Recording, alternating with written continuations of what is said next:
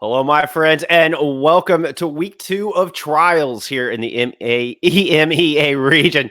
My name is Bullskog alongside Mana Class, and we're here to kick the week off right as we have Avoided taking on the Ultimates here to start off trials week 2. Yeah, and of course, these teams, I wouldn't say they have the teams necessarily of a history, but the players sure do. I mean, we can all think back of the beautiful era that was Clockwork Vendetta, and a lot of these players are going to be playing in this match, but not necessarily on the same side, especially Minimi with Avoided. Their Orisa main tank is going to be facing off against a lot of former teammates. That usually brings some tension, but I think they still get along. You know, maybe they're on the same team, but that doesn't really matter. A little bit about what's going to happen, though. We have a set map pool. You know, teams don't get to pick. It's not like, oh, this one team wins and now the other team gets to pick a map. No, we already know. It's going to be a first of 3, starting on Oasis, then Junkertown, Temple of Anubis, and if we need them, Blizzard World, then Ilios. And talking about maps here, Avoided has had some, I wouldn't say bad luck, but some bad games on Junkertown lately, and it all has to do with the way their team is built up. Right now, Avoided is playing with the roster, of course, players that play on a sort of a one-trick style of play, and they have a very good Pharah player, and they just get shut down a lot on Junkertown, and it makes sense. It's a long map, but very open, long sidelines, so that will be the map where the Ultimates can definitely capitalize, but then there's 4 other maps. Can the Ultimates bring it back there? Can Avoided that got knocked down from Contenders show why they belong there? That's what we're going to be looking forward to this match.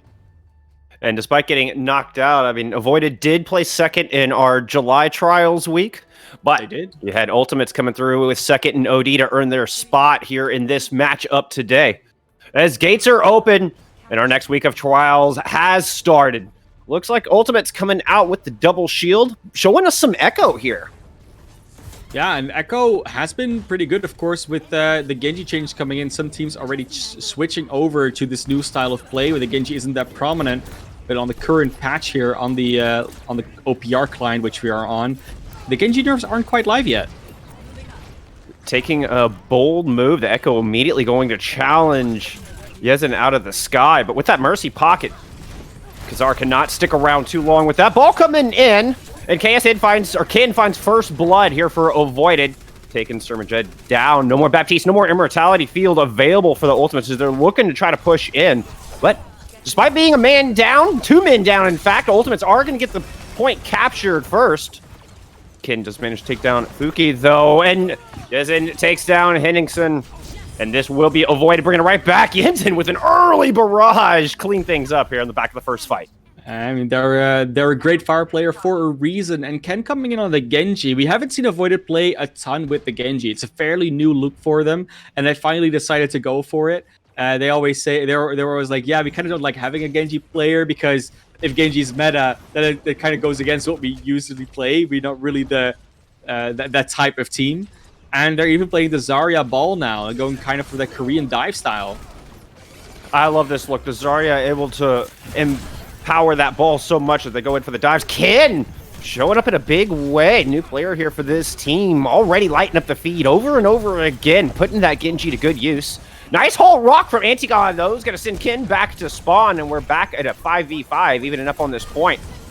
As Ultimates are looking to come in. Dropping Rally to go and take the point. Rez did come through onto Kin, who's going to turn around, get the nano boost. And the blade comes out, but didn't have much life to work with. Managed to pick up 1 before going down. High Noon coming out from Fuki. Doesn't find anything. In fact, eats a rocket to the face. Tractor Kid there to clean up. And Yezen with another barrage, but this one not finding much value here. Such beautiful fluid movement from Yezen on that fire as well. Will indeed fall to that to their own barrage there, but it was all because of the mistiming, right? They're all waiting for the Immortality Field to go down. They thought maybe I can kill it and then kill a few players, but there was enough defense, enough heal available for the Ultimates. They will flip it, but it's still so many back and forth fights. It's truly Ultimates bringing it back to that tradey, chaotic playstyle that they're so known for. And now they're taking a position on the high ground and a little bit of a split defense. Okay, here come the Baptiste and the Echo to join. Nice move from Tractor Kid to knock a couple off the high ground, but Fuki takes Yezen out of the sky. Might slow the retake from Avoided a bit. Okay, Res available. Avoided back to a full 6-man strength, but here comes the Supercharger from Ultimates and plenty other ults for them to work with to help secure this objective.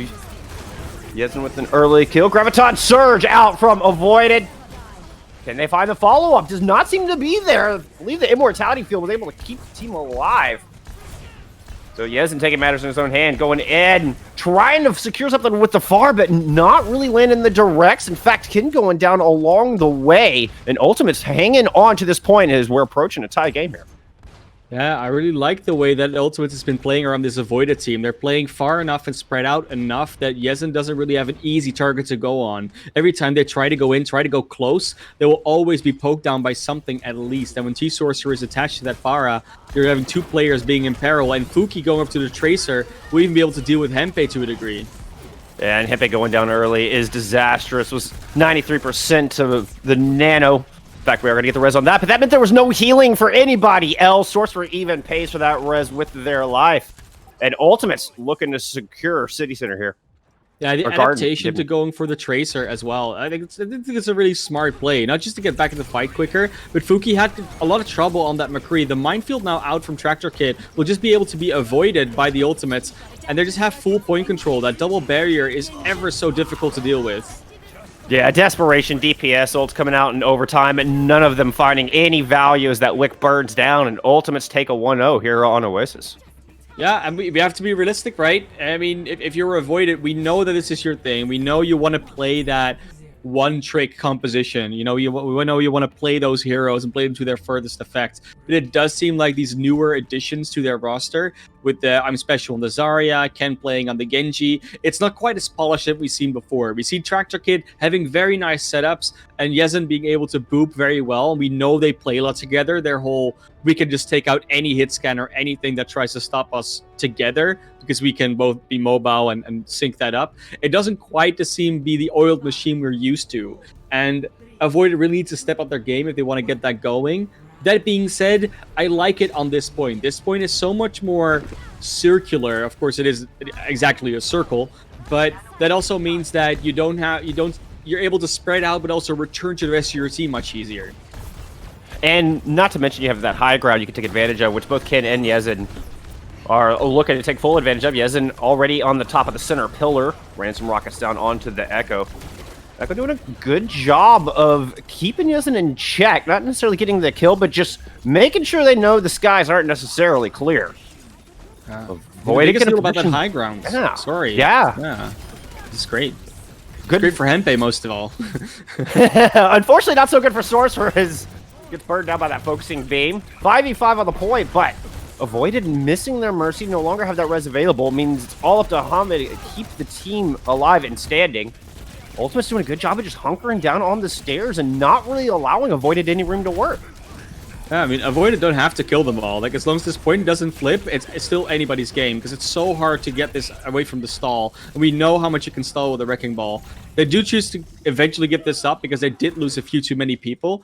But this high ground, I was saying it before, Fuki did a great job in the last map to actually go for Hempe, that Ana had no chill whatsoever. It was always looking for the Tracer in the back line. And being on the high ground, there's just more safety you can give her.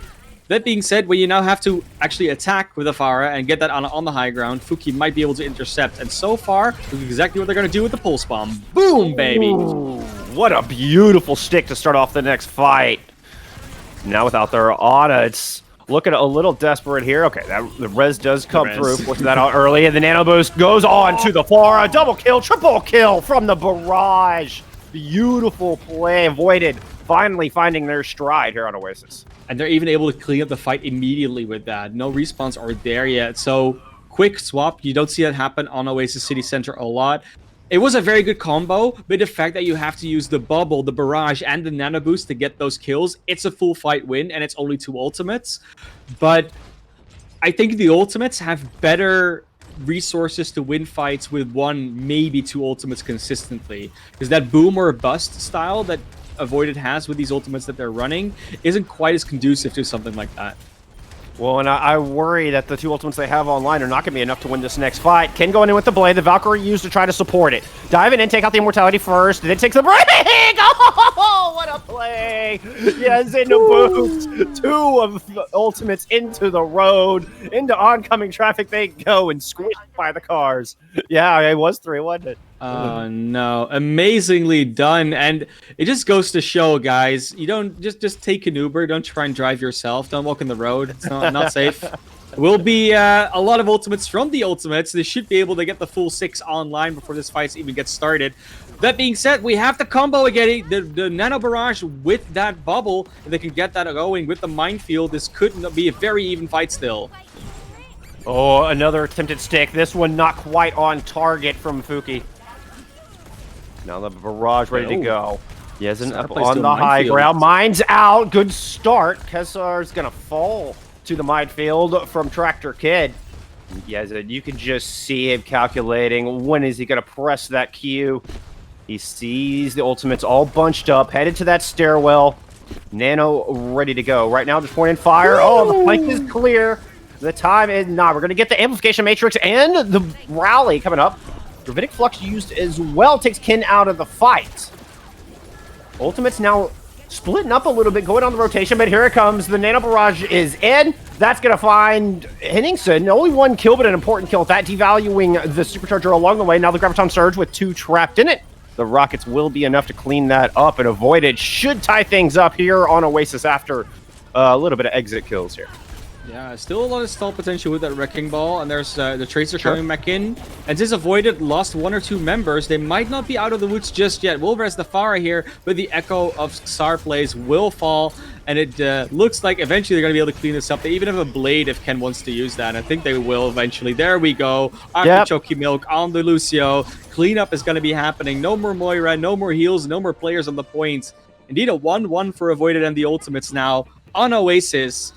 And I think many people were sort of expecting this, right? Because I do think these teams are very evenly matched in a lot of ways. It will just come down to execution as per usual. But I also think Avoided might still throw some surprises to the Ultimates way, where they can swap up certain compositions based on what players are in. So going to future maps, that's still a consideration. I think it's going to take overcoming some of the ultimates coming out of Avoided for the team, the ultimates, to be able to hang on here. They got to find a way to counter the barrage and the Genji blade that comes out.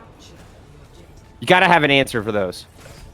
And this should be, in all honesty, not the map that Avoided would be best on for Oasis. It's very boxed in. The Wrecking Ball has less movement. The Pharah has less movement. And all that combined, especially when you then run the Pharah, the Ana that's easily flankable, it's not promising. You see Ken already going down early. Even the Genji is having some trouble moving around. Now the remaining members of Avoided up on the high ground, just taking so much pressure. Zar's going to go find Hoppe, but gives his life in the process. Still one-man advantage for Ultimates here on this point as they do get first cap. Trying to deal with Tractor Kid right now. Oh, Hoppe dropped into a dangerous spot. He wasn't there to bail him out, but Anidon does eventually get that kill. Ken trying to finish off Hiddix again to get the kill. He does eventually get that kill. Barrage is blocked for the most part, but it breaks down the shield, takes Anidon as well as Kesar out of the fight. Avoided getting the flip. And there was again a moment in the beginning where you saw a few combos not quite being timed correctly by Avoided. Tractor Kid going in and then not really being a follow-up, but eventually Yezen got the rockets in at the right time. Ken was on point, special with the bubbles, and even the anti-nades letting properly from Hempe. And when they can keep that going, it's so difficult to play against because it's not that halt combo that you're used to. Now that Mortality Field used early, but Tractor Kid disrupting it. They're not allowing the Amplification Matrix to get much value, and quickly 3 kills through. Yeah, man, that fight ended before it ever began, Classy. That was a beautiful anti-nade. I mean, first of all, Tractor Kid goes in there, and because of their boop out of the Immortality Field, they get that kill. And then afterwards, it's just quick cleanup. The rest of the team moves in, the anti-nade falls, and everyone goes down. No sustain helps against that. You can have a Baptiste all you want, but without an Immortality Field and without healing, it's gonna be gone. Nice. And now it's blade. Woo! Yep, and the blade finding 2, looking for the 3rd, doesn't quite get it, but the Brig's in trouble. There goes the Brig. Loki there with the final kill, but just a consolation prize, I feel, for Ultimates as they're forced back to reset. The Ultimates going back to spawn to try again, and they will start getting some Ultimates online. But crucially, no support Ultimates. They will have to rely on getting the value out of these damage Ultimates and these tank Ultimates. And of course, without a Baptiste on the other side, they don't have to worry about the Immortality Field. High Noon trying to go for Yezen, but Yezen with their booster control will not be in trouble at all. Yezen just able to avoid the Deadeye. A nice Graviton Surge anti-combo. Ken coming through with the dash resets and the barrage from the flank angle. Beautifully done from Avoided here. Now, Ultimates did buy themselves a little bit of time getting the cap in that, but I feel it's going to be short-lived as Avoided approaching 90%. Both teams relatively empty on resources as well, but it's going to be the Ultimates coming up close with a few. So if there's ever a fight that they have the complete advantage, this should be the one, as long as Ken doesn't get value out of the blade. No, and Comp is still a little bit away from the Nano. They're quickly building towards it.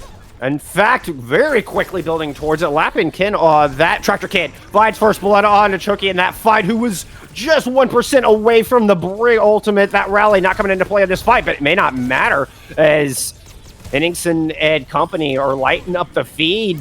Just wanted it in the mid-fight here. Fuki once again being able to switch to that Tracer and focus down on Hempe. And Hempe is such a linchpin for Avoided. I mean, they're able to heal up everybody that T-Sorcerer isn't able to get to. They're usually in a very far away, safe space, and even if you try to go for it, I'm Special is there with the bubble. Yezen can shoot a few rockets, Tractor Kid can help out. So shutting down or working to deal with that Ana is very important. So Fuki on the Tracer has a big task ahead of them. Kane's gonna go and pull out the blade, immediately takes Chucky down, trying to get the Sigma, does get the Sigma as well. 2 kills coming through, but 3 for the other side. So we're looking at a 3v3 here on the objective as you get a little hamster battle. Both balls kind of chasing each other around the map. Meanwhile, back on the point, Zarya looking to burn down. Stormjud does get that kill. Henningsen is gonna fall. Tractor Kid finally winning the duel of the rolling hamsters as the overtime wake starts to burn. Avoided looking to take map 1 here, assuming they can finish off this diva. It will look like they are going to be able to. They don't have anything to work with on the other side. The pulse bomb gets nothing from Fuki. And with that, Avoided looks to have been secured up the first map of Oasis. And yeah, I mean, they've been playing solid. There were a few moments where the timing wasn't quite there, but overall the Ultimates kept making decisions of who to go on, who to focus, and who to peel for that didn't quite work out. There were a few times where the execution just was a bit off, or when they maybe should have gone for something like the McCree instead of the Tracer, or the other way around. And it's always tough. You know, we keep saying that Avoided plays this different comp than everyone else. So you have to make the decision. Do we prepare for it, or do we sort of accept that we might just lose? And in this case, the Ultimates seem to have some idea of how to work against it, but Avoided has that step on them that they know this is what you're going to do, so then we'll just do this, and then you have to think about it again, and usually you can't adapt that quickly. Well, the atypical approach from Avoided got them the win on map 1. We will be headed to the ill-fated Junkertown, at least for Avoided, for map number 2. Probably the best chance for Ultimates to bring it back like we were talking about. I'm curious if we're going to see any changes in composition or even in roster lineup. Do we see Minimi come in on the Orisa here for Avoided is the big question in my mind. I think so. I think at this point, Minimi will probably come in just because you have more objective control that way. You don't have to move around as much. The Zarya is, of course, a little bit more of an off-angle tank. And on control, when you fight around the objective, you find in the open, it's a bit different than when you're on Junkertown or, you know, control a hybrid map, maybe an assault map where that shield is very valuable. The Orisa can just stand their ground, help out the supports a bit more. And on top of that, there's obviously the consideration, do you maybe bring in Lightbringer and Ken instead of Yezen? Because Yezen has usually been sort of the weak factor for Junkertown. You know, being a Pharah player, Pharah's a great hero. Yezen can do a lot with the Pharah, but if those sidelines are that long on Junkertown, there's a good chance you even get just shut out on first. Because it's not like they get long on second and third. It's that first checkpoint that's the hardest one to deal with. And if you get holds too long there, might lose all the momentum. So we'll see if they make those swaps, if they indeed will go for something like Lightbringer on the Torbjorn and Ken on the Genji. And I would honestly not be surprised to see it. I would not be opposed to seeing it. Because if you have that issue, you want to deal with it, then this is a great way of doing it. Well, there's just no place for the Pharah to hide, right? No. I mean, there's absolutely zero cover unless you're going to play ground Pharah, but then you might as well just bring another hero. You're eliminating all the strengths of that kit, so might as well just put Lightbringer in. Yeah. Now, the Tor would be an interesting pick. Might work on defense. On offense, though, I'm curious. Now, I'm always surprised with how much value Lightbringer can get out of the Tor, but I still worry that on attack, it might not quite work out for him. Well, usually you have that argument, right? When you play Torbjorn on attack, you cannot really get the turret in position or anything like that. But if you're pushing a cart, the cart can sort of move the turret for you if you want to. And Lightbringer is known to just go on flanks every now and then and just do his own thing on that Torbjorn. And if you can survive, if you can at least not lose the 1v1 duels or at least scare the opponent off in that way, then the turret can get in interesting spots. And we know Lightbringer can make it work. We know that if they're in, they are going to make it work. But it's still a matter of, do you want to do that, or do you want to risk running the Pharah? Maybe Lightbringer comes in on a tank. We've seen them do that as well. There's quite a few question marks still. Everyone always says, like, oh yeah, Avoided. They always play that same thing with the weird heroes. But they've really started to develop this roster more and more to where they've come a haven for players with different hero pools and play styles that don't want to conform to the norm. And as long as they keep playing in that, there's still a lot of heroes you can play that are outside of the norm, because it's still a relatively, I wouldn't say it's a stale meta, but it's a relatively restricted meta still. Absolutely. And the Torbjorn would be great against the Genji. I mean, there are 26 other heroes to choose from besides the 6 that we've been seeing for the past 6 weeks or so. And then there are some paper, rock, scissors in there, Torb being one of those against the Genji, although I do worry that the Ashe would have the range difference. That's where it's going to come down to Ken to be able to close the distance and shut down that Ashe. Yeah, 100%. And a lot of that, you know, we go for the Ashe, we go for the Widowmaker, do you maybe go for an Echo, for a Genji? You know, that's all choices that the Ultimates will have to work with. They chose to go with the Echo on Oasis. And it wasn't like the Echo wasn't looking good. I think they did a very good job on the Echoes. Great play. I think some duplicates really worked out well. But overall, it was the combination of Fuki and that Echo that just couldn't quite get the same value that you see from Yezen, that you see from from Ken. Because It's the way they play together, and if you're not used to playing against that, then you're at US DPS, especially Fuki. It's just I have to sort of peel for my supports because I want to deal with that Pharah, but at the same time, then I cannot do damage against other things, and then the Ana's just free in the back line. Whereas the ultimates group up as a team. You know, they play a double barrier. You want to be use the double barrier and the Baptiste, so you don't want to stave off away from each other that much. And Avoided can force the enemy team away from their Ana, unless they play a Tracer. That. Yeah, I mean, Avoided is able to control space and just control the pace of the fights a lot of the time. And going to Junkertown here, again, it's all a question of will they have swapped some heroes? We haven't seen, the lobbies haven't gotten any notifications of it. So we'll see when you do, we go into the map. And yeah, I'm very much looking forward to seeing whether they do something different, because Avoided's main thing that they've been saying for the past few weeks and the past few months actually is we want to diversify. We want to still keep that attitude of not according to the norm, but we want to be able to be more flexible, to keep throwing curveballs at our enemy teams. And I think Junkertown is a perfect place to show how much they've developed in that sense. And I love watching them develop. I love watching this team and the different looks that we get to see and the interesting counters that derive from it. So, looks like we're going to see a little bit of the double shield on the defense. Got a Baptiste in there. I believe this is going to be ultimates starting off on the defense. Avoided going over to the attack. And indeed, we do have Lightbringer in on the Torbjorn. Ken coming out on the Hanzo. Yeah, it might just be a sonar arrow to scout and then goes over to the Genji. But I understand if you want to have some long range. You know, you expect Fuki to be on either the Ashe or the Widowmaker. Turns out it's the latter.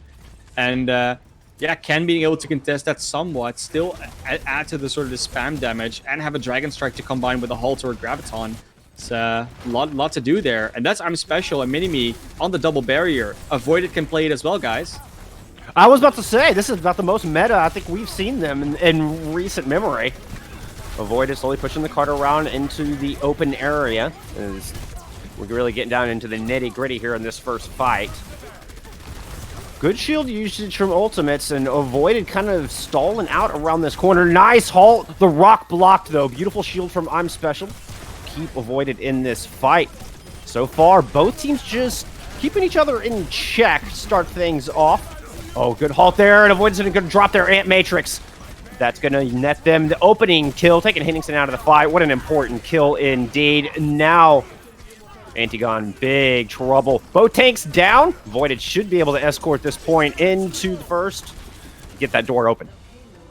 Yeah, that's the first checkpoint, and there's still some stagger kills here as well, so they will maybe be able to make good distance through this street space in order to get some space. I think Chucky Milk might actually be picked up here. They're so low, they need to be found, right? No, there's a shield in the way. Good job there. I think I've been liking what Avoided was doing so far. I think both teams have been having good shield management, but so far it has just been seeming like Lightbringer and Ken are able to exert more damage onto it because of course they can help with the shield spam, so that shield war will usually be won by Avoided. Absolutely, you're gonna get a lot more shield break from the Hanzo and the Torb. Gravitic Flux coming out from I'm Special. That's going to find two. A lot of low health bars for the ultimates are the kills there. Lightbringer's going to take down Henningsen once again, the first to fall in this fight. The Flux coming through from the other side, and Sar's going to go and pull out the Blade. 2 kills netted for ultimates as they try to bring this fight back. But Fuki goes down, and we're back to a 4v4. Even on the point, Torbjorn throws the Molten Core down, trying to buy some space for Avoided to work. But it's Surmajed coming up with the kill that I think is going to tilt the balance in favor of the defense here. Yeah, Lightbringer is still alive though. We have the tanks and the Torbjorn on the point. That's not easy to deal with if you're the ultimates. They'll have closer respawns. Eventually, they will clean this up. But that was still, again, it's Avoided. Just keeps being able to trade a lot of the time. Fuki was going over to the Ashe now. I think that's a really important swap. Because if you are playing against the Hanzo and a Torbjorn that are able to pull out so much damage without really needing pinpoint accuracy a lot of the time, if you play a Widowmaker, you're not able to provide that same value to your team. Ashe can throw in the Dynamite, has the Bob as the ultimate. There's so much more impactful, even trash damage that Ashe can do.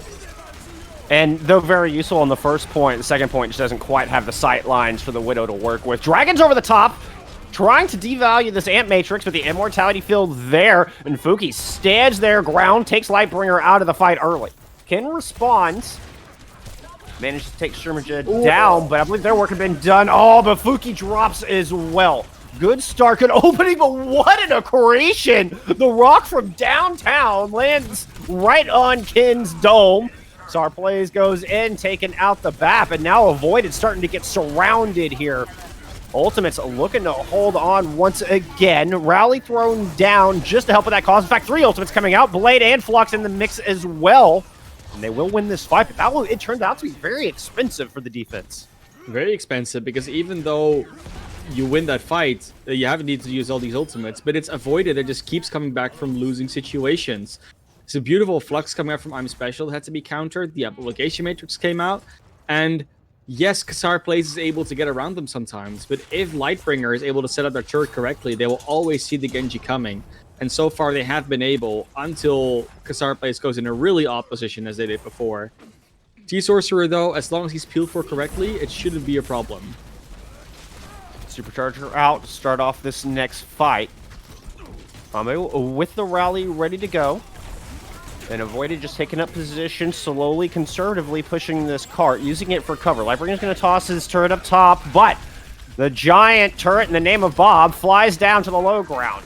Never mind that. Ken and Sorcerer just going to push through. Sorcerer taking care of Fuki. Ken cleaning off that high ground with the Dragons.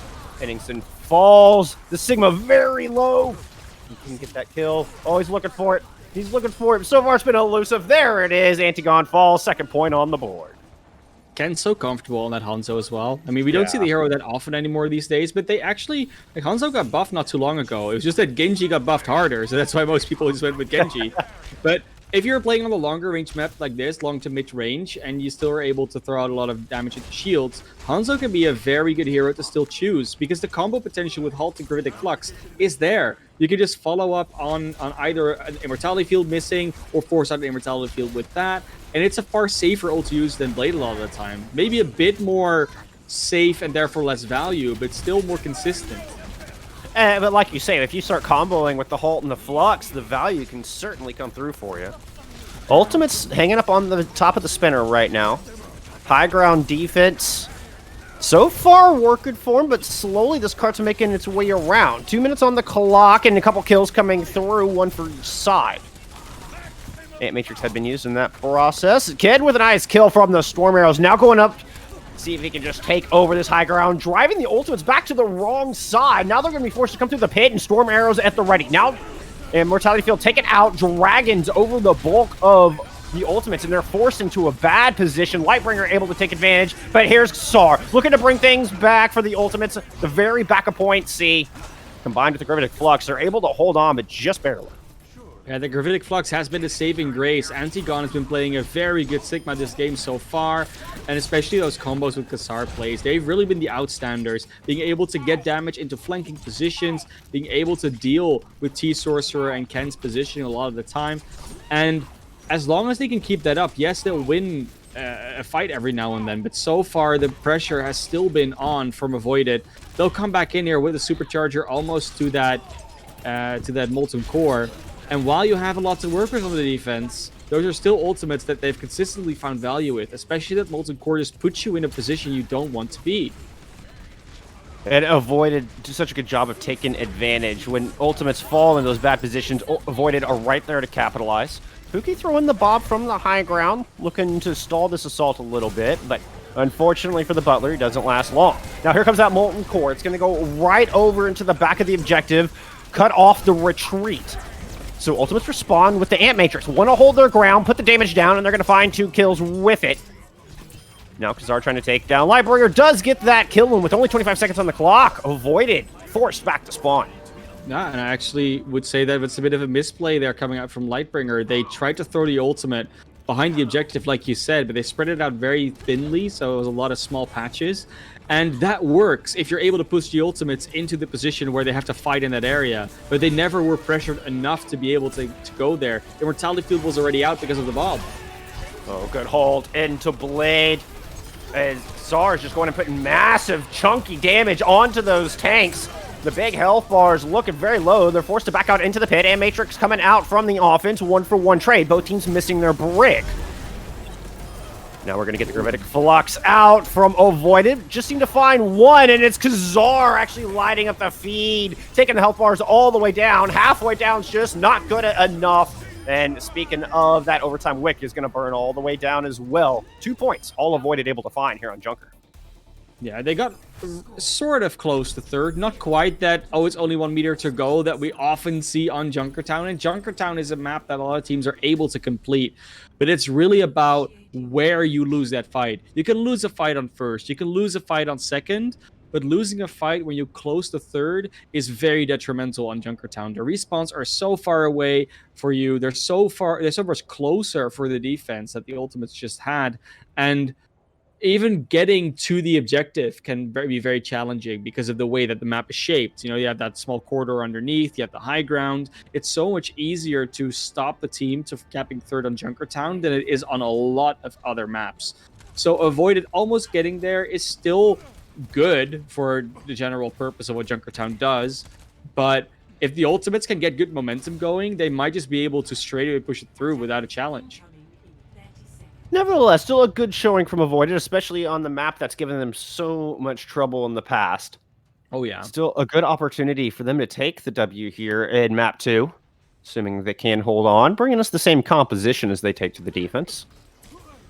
Yeah, you talked about it before where you said Lightbringer's Torbjorn would probably be better on the defense, and I think the same goes for the Hanzo. If you're able to like corner peek, have the turret in interesting positions, you know, you're putting the pressure on them, they have to walk into you rather than the other way around. I think that's a place where Avoided, especially with this current composition, would be more comfortable than they were on the attack.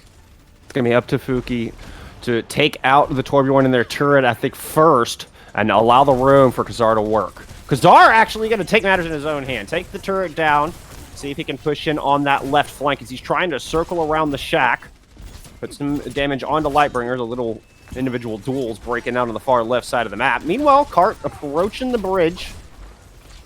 Fuki once again not allowing Lightbringer to get set up whatsoever. Nice halt rock combo. It's going to put a lot of damage onto I'm Special. Able to fall back into the safe embrace of their healer. Kin going down is going to force an early Immortality field out of Avoided, and this could be a good opportunity for Ultimates to push in. You can see the tension building. We should get, yep, Immortality field out from the Ultimates, and there's the fresh shield. Oh, but they're not able to pressure down enough, and now the Matrix out from the defense. Avoided, can they take advantage of the double damage and put a stop to this attack? It looks like they've slowed it down at the very least, Classic. Oh, they just say that Anticon was pushed aside in that pressure because of that amplification matrix. It eventually gets taken out. You do get that kill onto Lightbringer there that might turn things around, but usually the team that doesn't have a double barrier left is going to lose because of pressure. But you need the DPS to be alive, and now that they're done, Kazar plays with the blade could actually get some value here. It does. No Lightbringer to worry about. Pushing in, taking out Sorcerer, but not able to take him down eventually, though. Avoided, absolutely backpedaling. Trying to see if they can find safety, but I'm not sure there's any reprieve to be had. Flux Supercharger out from Ultimates. Is the Dragons coming in response? A couple kills coming through. You can never count Avoided out of a fight. But finishing, knowing that keeps the pressure on till the very end, and that point lights up on the board.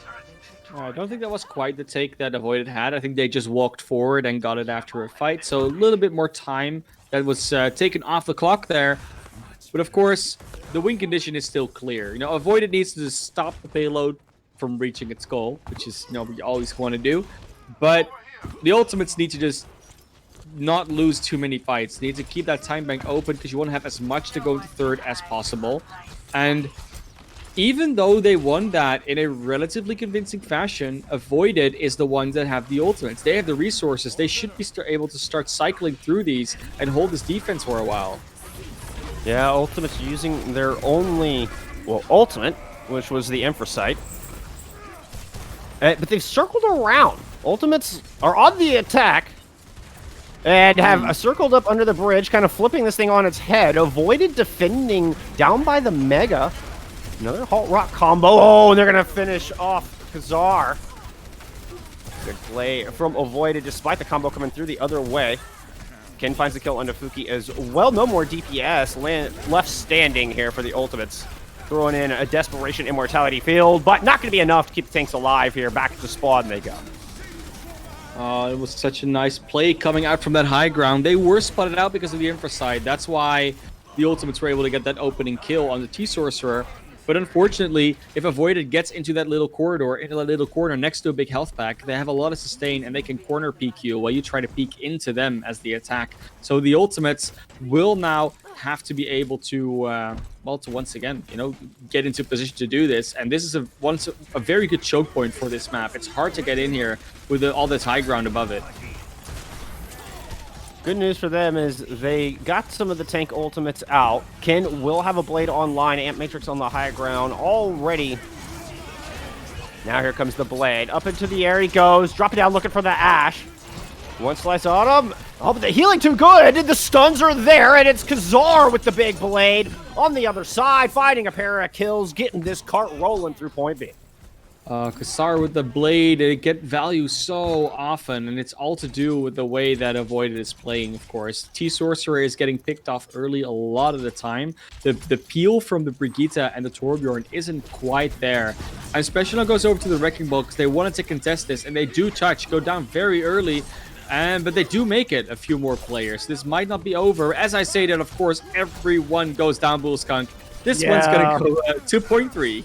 Oh, that was just free ult charge for Kazar's. All that was. A bunch of big beefy health pools for him to throw some shurikens into. And now already 75% back to the ultimate. He just used it, Classy. Oh my goodness. Yeah, Kazar plays just, they just charge the Genji blade quickly. Ken's still gone over to the Genji as well, of course. Will not be partaking in that Hanzo play any longer. All has to do with the way that you have to keep running away as the defense. If you're defending a map, you usually will not be able to set up as easily. There will be more pressure on you as backline, because as attackers, defenders generally try to go behind you. No, and even Avoided the unusual stuff that we see from them, they're not going to get too bold here. Stay in formation, using that Molten Core. Try to keep the opposition at bay. But Kazar, yet with another blade, here it comes. Supercharger out, just going to get chopped right through, as does Hambe. Now the Orisa, fortified or not, still falls to the Katana. Lightbringer, the next in Kazar's sights. Drops a little help from Henningsen. And man, this cart's not stopping. It's just in 6th gear here. And it's actually quite funny how both teams seem to almost mismanage their immortality fields, where it's never ready for any key ultimates. I think the ultimates still have done a bit of a better job, but T-Sorcerer especially is just way too early sometimes, and that's why that blade gets so much value. I mean, that is the worst mistake you can make with that immortality field. The timing has to be key, and just throwing it too early will get you killed every time. Now the Gravitic Flux coming out to devalue that Ant Matrix. Once again, T-Sorcerer struggling on the back end as Hambe and I'm Special go down. Mini-Me falls as well. No more tanks left for the defense. And this will be the 3rd point getting picked up. Barring a Miracle Blade. Nope. Blade immediately shut down. We're all tied up here in our opening day of trial. Yeah, Avoided lose Junkertown. A more iconic duo? No, it's no. No, it's a bit sad for Avoided, of course. They hate to keep having to go there, but you can see their thought process. You can see that Avoided is saying, "We know we cannot play Pharah here. We know we have to do something else."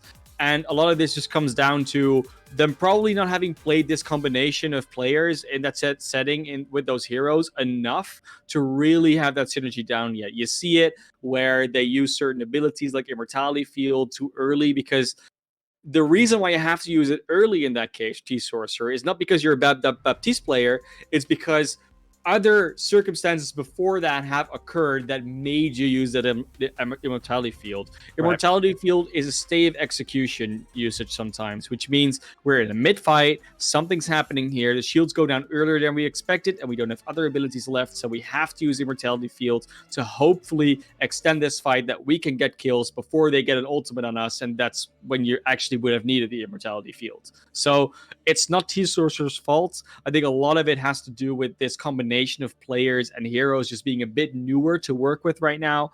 And I mean, already they've adapted to it pretty quickly, I'd say. So if they are able to practice this more, and Junkertown keeps being a prevalent map in the map pools that we've been seeing in these past few weeks, then Avoided might actually be able to win Junkertown every now and then.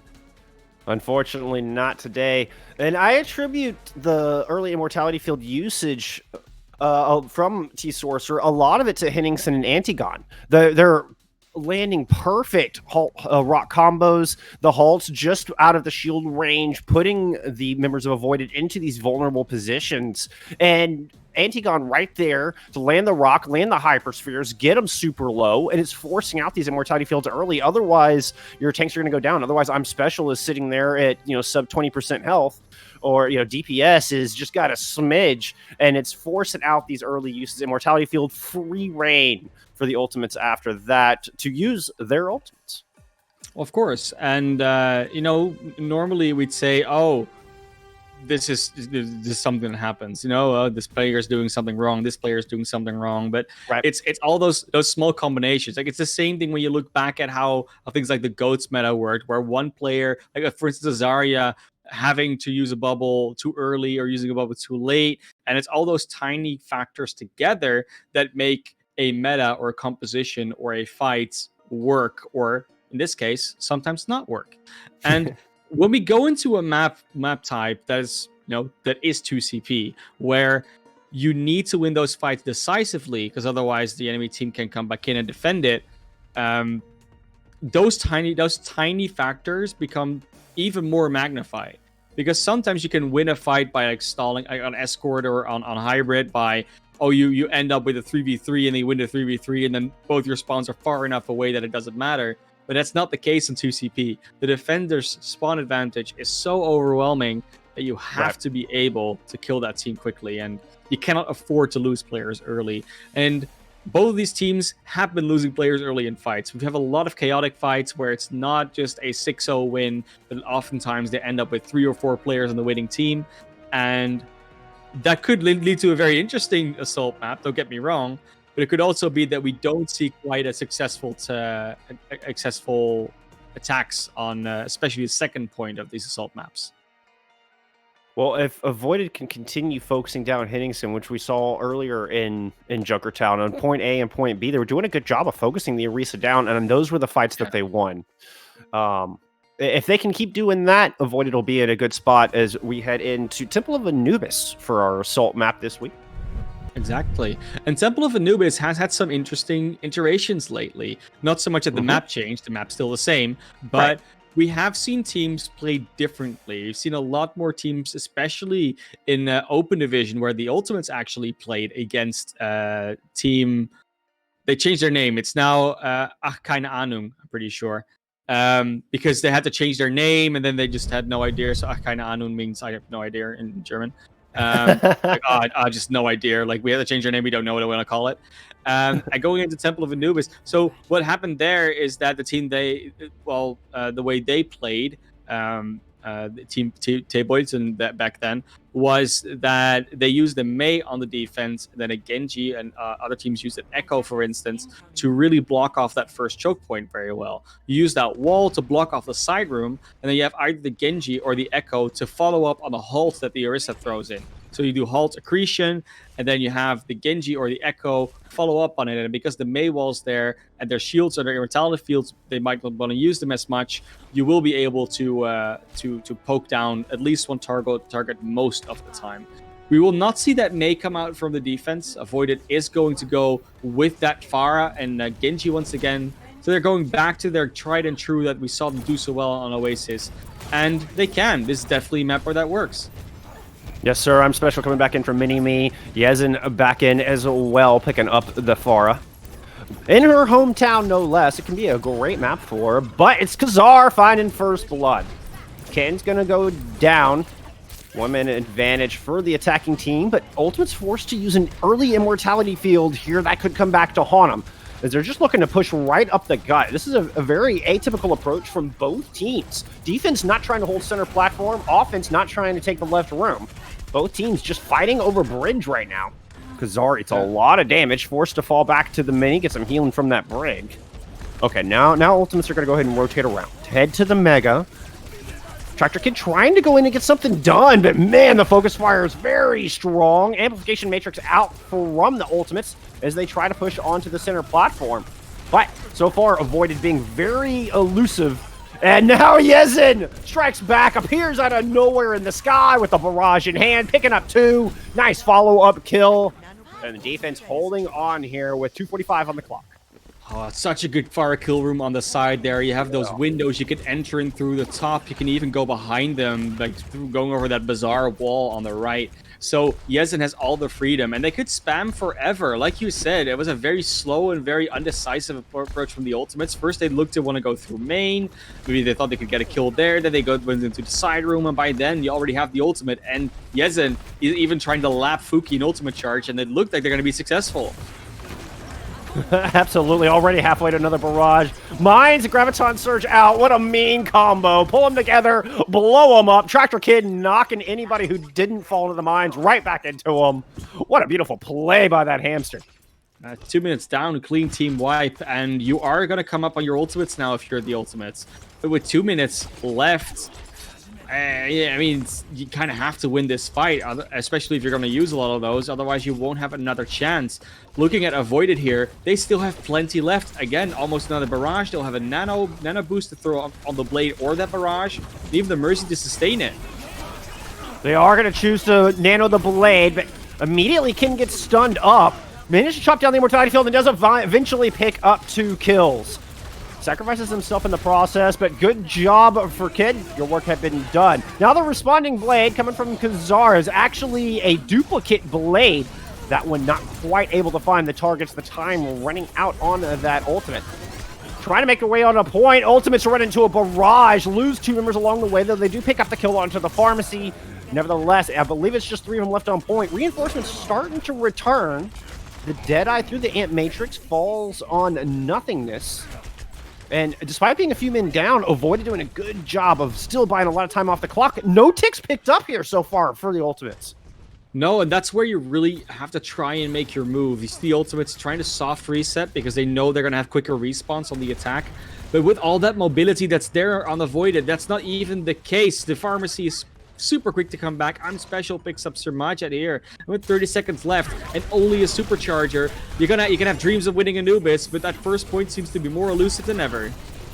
Difficult fight, but not impossible as the pharmacy goes down early. Ultimates throw that supercharger down, but it immediately got taken out. They're going to have to win this one dry. Fuki takes down Ken, though. That's a good start. Kazar able to get into the mix. And finally, with just 10 seconds on the clock, Ultimates finally plant their flag on point A. They were finally able to get that pharmacy into an uncomfortable position. Yezen and T-Sorcerer were in... I think that's a precarious spot. I'm not quite sure why you would ever have to be there. Yes, you can get a lot of spam out, but without that barrage, Yezen was never going to get quick value. They just took that pharmacy down. Heads up play from the Ultimates being ready for that, but still... more of a misplay from the Pharah than a good play from the Ultimates. That's capitalizing on a mistake. Now Avoided with quite a few Ultimates to hold on the defense. Just duplicate ready here so far. Mines and the Graviton Surge come out once again, able to claim 1. Barrage gets 2 before Kazar finally takes him down. The defense matrix not enough to save Antigon's teammates from the onslaught of missiles falling from the sky. Yeah, you saw them really waiting for that defense matrix to be used while the Graviton was going for the first few seconds. Defense matrix goes down, there's almost nothing left, and then you see Antigon try. I'm going to fly into as far as space, but there's just not enough left to deny those kills. Now you will, once again, this is the moment where you have a lot of ultimates. You could potentially go, but we know how it works for the ultimates. They don't need to necessarily have the ultimate advantage. They need to get that first kill and snowball it from there. And right now, going in first with the ball, that could be potentially happening, but Tractor Kid is elusive as ever. Yeah, manages to roll out. The ultimate's barely even to scratch the surface on the Hammond, just nearly working through the adaptive shielding. Amplification Matrix out from the ultimates as they had circled around through the cave, and now moving on to the objective. Self-destruct over the top, way into the back, finds 2! What a beautiful self-destruct!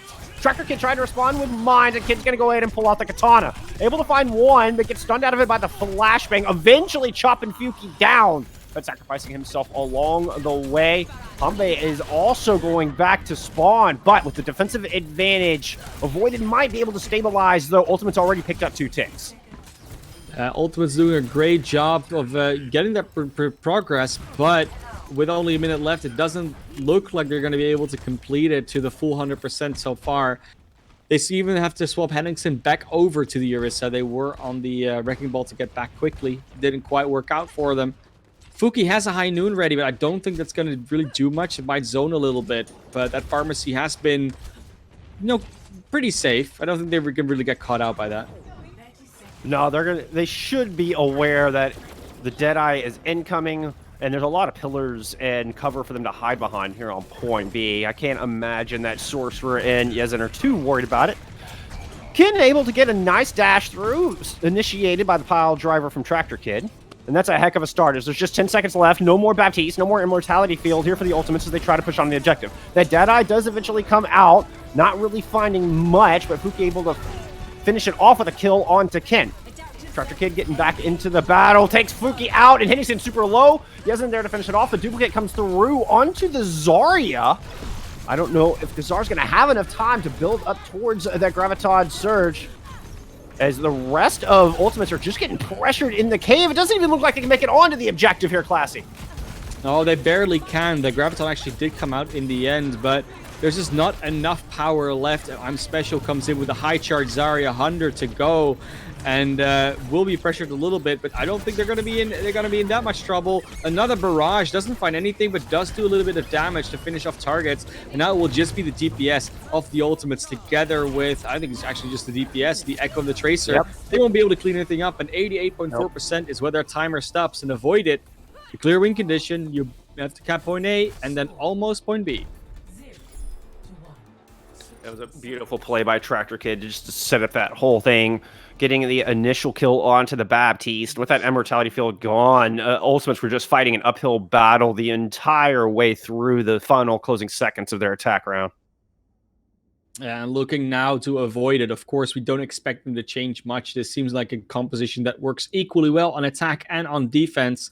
Yes, sir. All the mobility in the world, but the Ultimates will have the opportunity to spam at Avoided approaching them rather than having to try to get to Avoided to kill them. I think that dynamic might change a lot. Fuki can go over to something like the Ashe in this case, which is exactly what they're doing. Kasar plays still on that Echo. We've seen them do that before. It didn't quite work out on Oasis, and they played a very good Genji on Junkertown. So when I look at this, I'm just thinking Kasar, would you maybe go over to the Genji? But then again, if you're talking about effective spam and being able to dodge something like Wrecking Balls a lot of the time and able to burst down that health quite quickly, that is more in Echo's wheelhouse, especially if you want to be able to maybe copy some of their ultimates, because that's of course what she does. Yeah, but you've got to have somebody there to set her up, because Zar's going to need help getting those targets down below half health, I believe, before the focusing beam will clean things up. And I worry that Yezen is going to have control of the skies. Yeah, I mean, that's what you have the tank combo for, right? Like, you need that whole depletion to set it up for your sticky bombs to land, and then you should be able to beam something down, or at least do a lot of damage. We'll see Avoided go here through the side room. A lot of teams will, of course, Tractor Kid distracting them by going through main and trying to boop them off that high ground. But still, the Ultimate's in a very comfortable position right there. Yeah, so far... Well, just as I was about to say, they're unfazed. They get dislodged, and Ultimates are going to go ahead and kite back onto the objective. Some good sticky bombs in, but Hambe taking Kazar out. Beautiful opening pick here for Avoided, and now it is go time. Kin falls along the way. That beautiful combo coming through from the tank line of the Ultimates, but they still have Yezen in this guy to worry about, who's just putting so much hurt down with the Pharah. Taking Fuki out, now putting that hurt onto the tank line. Barrage in the pocket. Oh, gets stunned out of it. Got hit by the shield bash just as they pressed Q. But despite losing that ultimate, Avoided still in the advantageous position as they're moving on to the objective. Health bars of the Ultimates going super low, stuck in that small room. Now, you see it from Avoided a lot, where they're willing to give up lives in order to drag out abilities and to open up the fight to do damage. Ken was in was a little bit too close to where the Ultimates were holding, got pulled back in, and instead of trying to dash away, Ken was like, okay, I've dragged out these few abilities, let me drag out maybe one more in the Fortify, dash into Henningsen with the right click and the melee, trying to chunk him down a little bit, and then the rest of my team can move in and win that fight on the back of that. And the same thing happens with Yezen all the time, where they go in deep with barrages and everything to at least You either do a lot of damage, get the kills, or just drag out resources. It does kind of flip the logic on its head. You think protecting your life is the most important value. Seems against Avoided, it's protecting your cooldowns.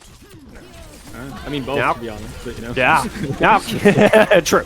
Now, Kim with the Blade. Gravitic Flux coming out from the ultimates to try to hold this thing off. That will find Hampe early.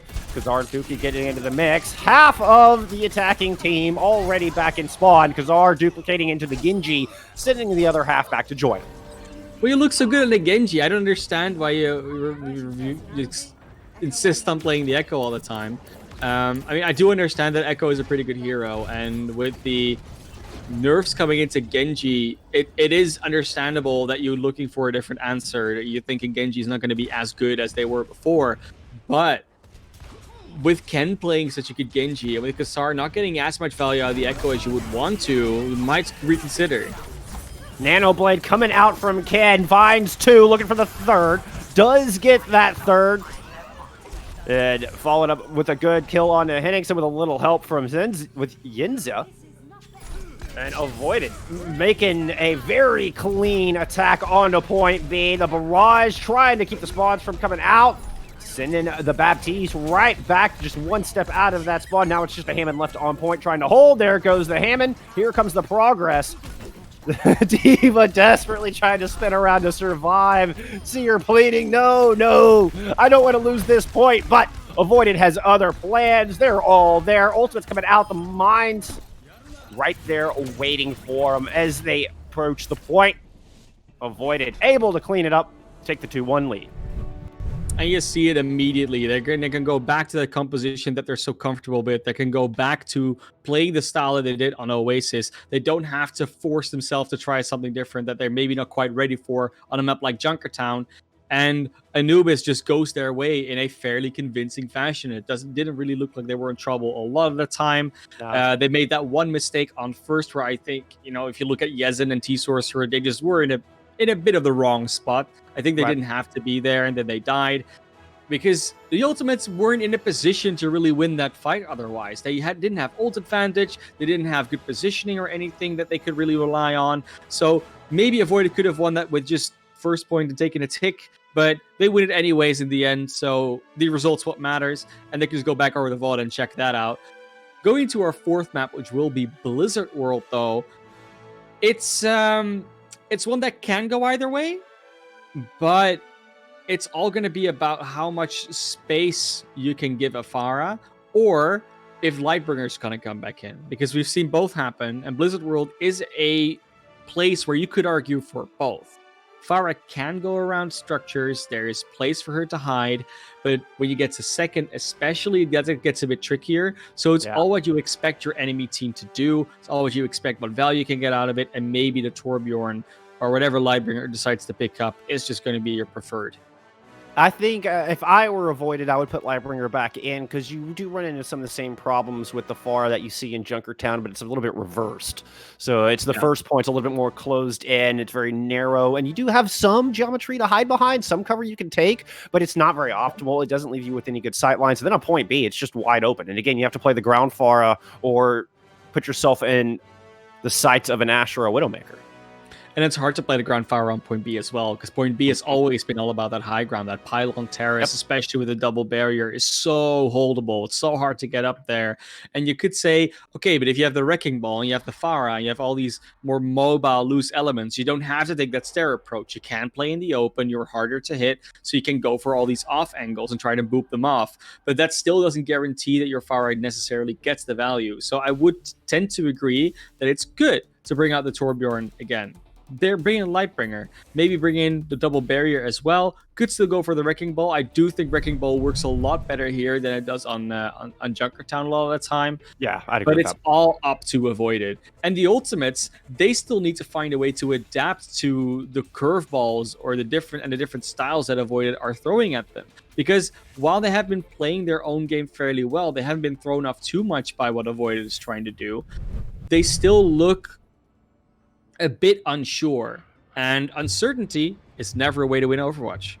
No, certainly not. And that would be the one argument for keeping Yezen in this match, I'd say, because that's been the curveball I feel of Ultimates are struggling with the most. That's the changeup, the weird slider pitch that you just don't know what to do with. It might go slow and travel in funny ways, but you just can't seem to hit it. And that right now, that's Yezen to the Ultimates. And so I could see keeping Yezen in. We'll find out here momentarily.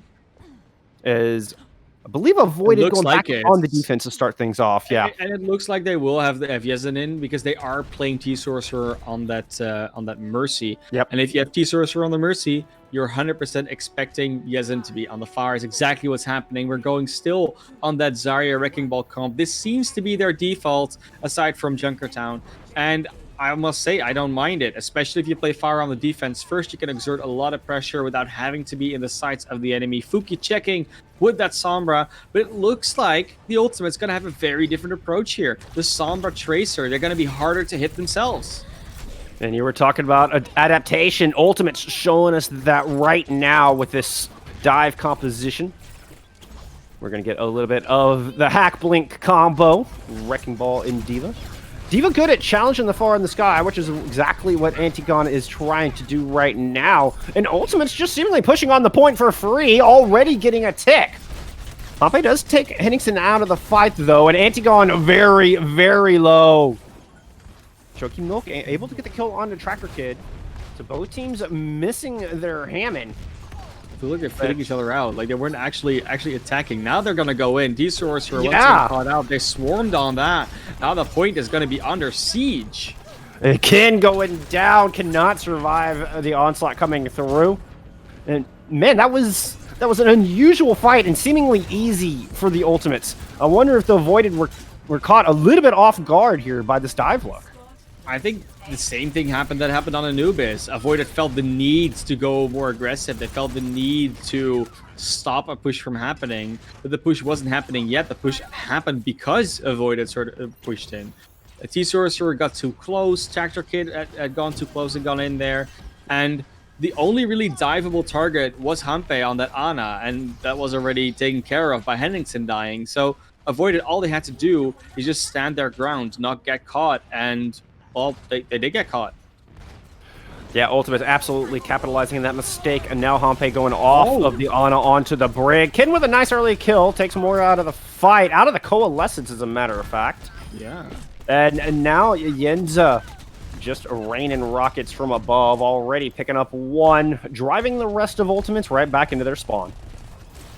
Isn't being able to hit these direct rockets, those damage boosted rockets. We've seen it happen before when Fuki got direct hit on Tracer. Saw it there again with a D-Mech on the D.Va. Of course, that's a set pattern, but still, you don't see Pharah enough to really be familiar with those direct hit combos happening a lot of the time, and Yezen is just showing them off with flair. Yeah, giving Ultimates a very quick lesson indeed. Continuing to pull rockets down. There seems to be no answer. Okay, well, I spoke too soon. There's an answer. EMP pulls the far out of the sky. Ken's going to respond by pulling out the Blade. Fuki does manage to kill Sorcerer while they're hacked up, and the Blade gets no value whatsoever. Now Ken's in a big trouble spot. Fuki there to take him down. Ultimate's doing a good job of pouncing on him. 3 of the Ultimates. Will the Barrage be enough to bring Avoided back into this fight? It's going to find one, but Fuki eventually does get the kill. And Ultimates, but they're just systematically pushing through point B, picking off Avoided every step of the way. Oh, nice pushback. Yeah, the pushback is successful. Taking out both DPS. Yeah, what a great play by it was a big job of getting Sir Majid out of there with that Moira. It really provides far less healing when it's only Lucio that has to stay in that same range. And it just pushed them out. Like, Mirage really disrupted them. Even though you get that kill in the Yezen, it was 100% worth. Absolutely. Now, Rally and Tractor Kid with Ultimates ready to go. Not much for the Ultimates here to speak of. Perhaps we'll get some mines out. Maybe even a Coalescence if this fight drags on long enough. It's possible. I would definitely understand the mines coming out. I think that's what they're going to go for. But of course, Tractor Kid's got them ready as well, so he needs to be careful in this back line. Yes, he does indeed. Yezen needs to be careful as well, getting hacked. Able to avoid the death, though. Now, where are you pushing from, Ultimates? Where are you trying to stage at? Oh, Kazar gets caught out. I think trying to poke around through the right side. Tractor Kid able to find that kill. Antigon going in for the Mercy, but Tractor Kid right there with the perfect peel. Taking Antigon out of the mech, taking down the Pilot Diva. And avoided, well, seemingly on to Ultimate's tricks, as they didn't get caught out that time. Oh, they definitely didn't. But Fuki will have the EMP ready now. It's gonna be disabling a lot of what Avoid is ready for. And with 1 minute 45 left, that cannot come anytime sooner. You really need to start pushing this card into last now. You might even need a fight and a half, maybe even 2 fights for it at this point. I think the card's close enough for one. I think that if you win that one fight convincingly, but that's the key word, right? Convincingly. And winning a fight consistently and convincingly against Avoided, that's the real hard part. And that's exactly what their comp looks to, well, avoid. But and with the EMP coming out now, it only finds 2. Now, and I'm Special does fall, but there's still 3 ultimates available. Mine's coming out from the defense. Kin with a nice stick. And both tanks really low. Antigon gets demeched. Henningsen goes down, falling into Tractor Kid's minds, trying to flee from the barrage from above. Surmajed suffers a similar fate, and now it's just a Sombra desperately trying to survive. And Fuki went for the EMP in the backline. I think they got both supports, actually, and it's great that you get those, but if the follow-up isn't there, if you have to rely on you getting those kills and the rest of your team trying to do something in the front line, you're going to have a bad time. Because Avoided, as soon as they hear that EMP, they're not going to go for attack mode. They're going to go for, if you try and catch me, you might actually dive mode. And otherwise, they're just going to be able to be impossible to catch. So that backline EMP was never be able to be followed up on. And Fuki now accepts it, goes over to the McCree, and with 20 seconds left, I think that's too late. Yeah, a bit too late indeed, especially with, in hindsight, with the EMP getting nothing. Definitely would have liked to see this swap sooner. Kazar trying to go through, put pressure onto I'm Special, moving through the inside, while the rest of the ultimates are circling around the outside of the objective. Fuki dies along the way, but the Graviton Surge gets nothing. Self-destruct into the back is going to take down Sorcerer, so no more pocket for that Mercy. You can see the point getting closer, and there's a lot of white jerseys there, but you cannot count Avoided out of this fight, despite the fact that they do lose Hamba to a nice stick from Kazar. And with the overtime wick burn-in, Ultimates will eventually get the second point on the board. But in overtime, it takes them 6.5 minutes to get there. And 1 minute 20 is not often enough for this one. We're going to get a bit of a pause. We'll see what that's about in a little bit. But before we do, we see it. You know, Avoided is able to stall out that time bank a lot of the time. And Fuki, even though they had an EMP ready, didn't get the value out of that. And before that EMP fight happened, Fuki wasn't even that pivotal of a player on the Sombra. You think he can shut down the Wrecking Ball, maybe he can shut down the Firewall every now and then, but those hacks didn't come out consistently. The backline assassination attempts from Fuki just weren't doing the trick. And at that point, if you're going to go for that playstyle, it's better to go Tracer, better to go maybe a long range, like maybe Widowmaker, Ashe. It's all fine. Even McCree, you know, you swap after that with 20 seconds left. But that Sombra needs to get value out of the hacks and the EMPs. And it's either the ultimates aren't practiced on it, so they just think, oh, maybe this will work, or Avoid is doing a very good job of playing around the Sombra. And I think both of it are kind of true. Yeah, it's a little bit of column A, a little bit of column B. Yeah. And the moment you start opting into the Clown Fiesta with Avoided, I think they're celebrating. They're excited to see the swaps come through. I mean, you got to give credit to Ultimates for attempting the adaptation, for trying to show different looks. That in of itself can give you an edge, but Avoided are not the kind of team that are going to get caught off guard that quickly, equally adapting in their play style, spreading out, not allowing anybody to get pounced on, and now you have just 75 seconds for Ultimates to push through point C, and with these long drawn-out fights, I mean, these are not clean. Avoided aren't going to give you a clean team wipe. They're going to draw this out. This could be one-fight territory here. I'm sorry, Fuki, but I think going on to that Sombra might be a big mistake. You need to get that hack value. And with Tractor Kid going so aggressive, they will never give it to you. You need to play the defensive Sombra to hack that. Mine's coming out, just buying more time off of this clock. Fuki does eventually kill Tractor Kid. Finally showing up in that kill feed, but Kazar dies along the way. Tractor Kid will get back into this fight pretty quick, but as will Kazar, who will have the pulse bomb ready to go. Yezin has the barrage. We'll see if Antigon can block this one with that defense matrix. Yezen's trying to put some pressure down onto the back. Kazar doing the best to try to damage down the Pharah, but at that range, the Tracer is just shooting BBs at the Pharah, nothing more. Here comes the barrage into the back, but that gets shut down. No real clear target, and Fuki able to get that kill. Finally finding a little bit of value. Oh, but the translocator's destroyed. Fuki could be in big trouble here, indeed. Tractor Kid with the big brain play. Kills the translocator, then kills the Sombra. Now there's just 5 seconds. This long, drawn-out fight absolutely favoring Avoided. Even being able to clear out some mines with the Zarya bubble. The Gravis in, the mines are out. Tractor Kit and Hempe cleaning up this fight, and it will be Avoided holding here on that third checkpoint. May have gotten a little bit further than they wanted it to, but in the end, they're able to deal with that Sombra dive composition very well. Very impressed with what I'm seeing from Avoided in the adaptation. And the ultimates are trying. You can see that they want to find out a way where you cannot really dive on anybody because it's Moira and Lucio, so you have a mobile backline. You have, Wrecking Ball Diva, mobile tank line. You even have a very mobile DPS line in Tracer and Sombra. But just having a Tracer and a Sombra and thinking, oh, you can hack the target and then we can burst it down together, you still need to get you need to catch them first and get in that range. And the way that Tractor Kit plays is obviously geared towards, oh, they have a Sombra. I play Wrecking Ball all the time. I know how to play against the Sombra or around the Sombra. And Fuki is not going to be as experienced in that matchup, especially against a player like Tractor Kid. So it's not at all surprising that Fuki has to try and go for different hack targets to try and find different value elsewhere, is therefore not able to build up the EMP as quickly, and also not able to have as much hack value and follow-up hack value as you would normally see from a Sombra. So it's good that Fuki, I would say realizes that, but at least is accepted that they're going to go be on the Tracer this time around, because they just get more value from it. They truly do. And Kazar going over to the Echo once again, but this time these two DPS are accompanied by the dive tanks like we saw in their attack, but unlike we've seen in the first 3 maps. And I like this. I mean, this could absolutely work for him, but once again, the concern comes down to, yes, who is going to counter this Pharah? Seemingly, Anti-God by himself has not been enough to take the Pharah out of the sky, and Kazar, certainly without a pocket, I don't think he's going to be able to do it either, as Yezen is just flying right over the middle of objective, seemingly not a care in the world.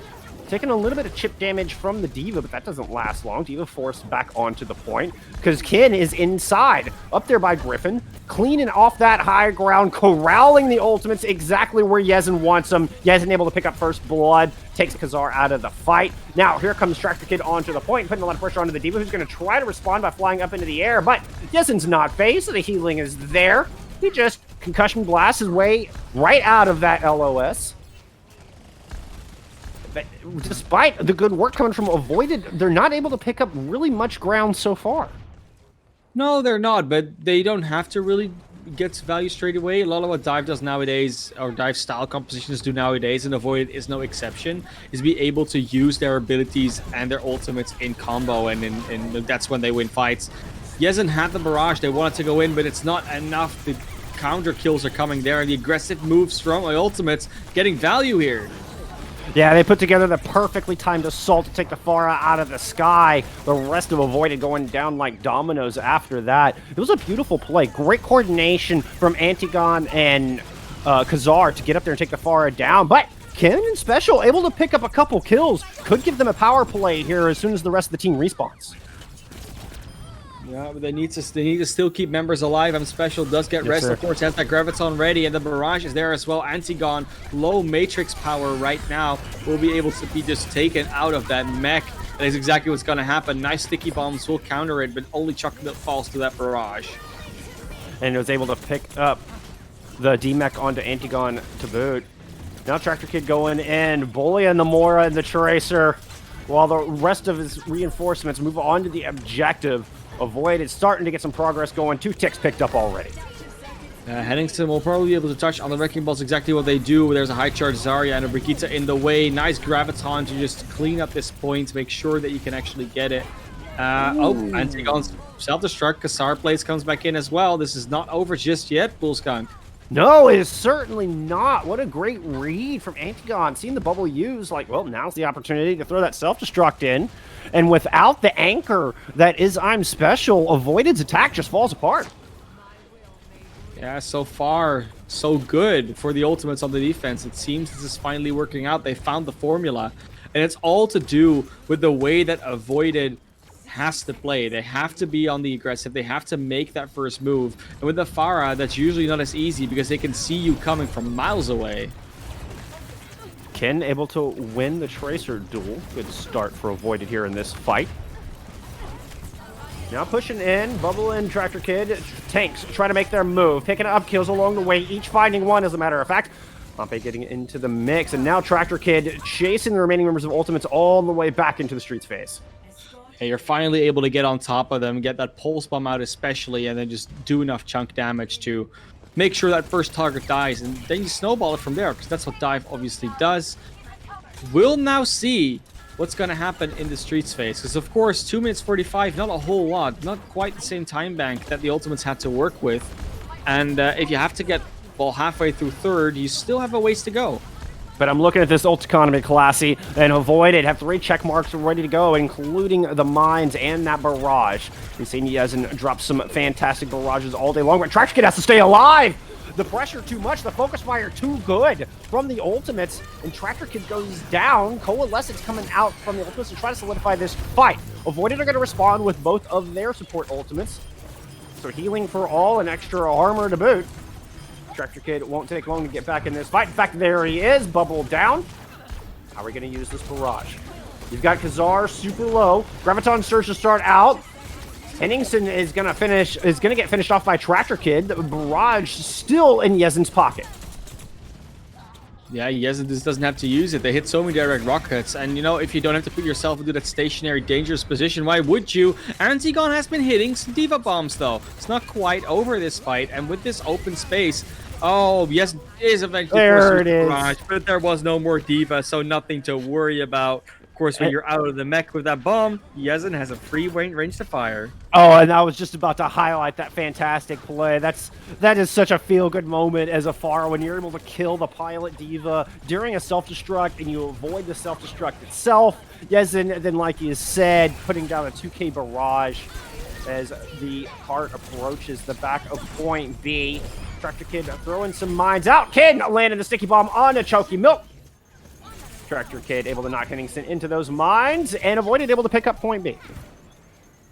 Avoided so far in a very good position to win out this map. 2.5 minutes. It's 1 minute more than the Ultimates had when they came in here. And they even have some more Ultimates than the Ultimates are having coming in here. So it is still going to be a longer fight before those Ultimates actually come out. It's actually the Coalescence and Surma Jet that will be in a better position. But overall, you're looking at Avoided being able to build them up quicker, especially when Surma Jet just gets killed out of that Coalescence again. Absolutely deleted, but getting some revenge. Ultimates finding 3 kills of their own. Now, Hampe does manage to find 1, but it's still a man advantage for the defense. They're trying to kite back, wait for the rest of the reinforcements to come in so they can push back onto Avoided. But Avoided are going to keep this pressure on for as long as they can. Special coming up with that Graviton Surge. The Graviton Surge comes out, soloing out Henningsen, taking the ball out of the fight. Now trying to turn the attention on to the Tracer, but there's a Brig there keeping that Tracer alive. Speaking of Brigs, Hampe's going to get res into this fight. Yen's going to drop the Diva once again. That means it's time to throw down the barrage, clear it off the point, zoning out the defense, and they can't even touch. They can't contest. Avoided will take Blizzard World into a 3-1 victory here in our opening match of Contenders Trials Week 2. Yeah, very much so. And of course, you know, Trials is going to be more of a group format, so top teams of groups will go through to Contenders, but that doesn't mean that the Ultimates is out. You know, they're going to be able to actually continue playing against other teams, you know, maybe get second place or third place in the group. You know, it all depends on how the rest of the matches shake out. But Avoided, feeling good, getting that first win out of the way and able to coast that into momentum for the next games that you've got going. And of course, we as well got a good warm-up with that first game, so we can go straight into the second series after a break. When we come back, Bull Skunk, will be 0-1 Esports versus Morning Stars. I'm looking forward to it. Hope to see all your friendly faces on the backside of this break. Y'all don't go anywhere.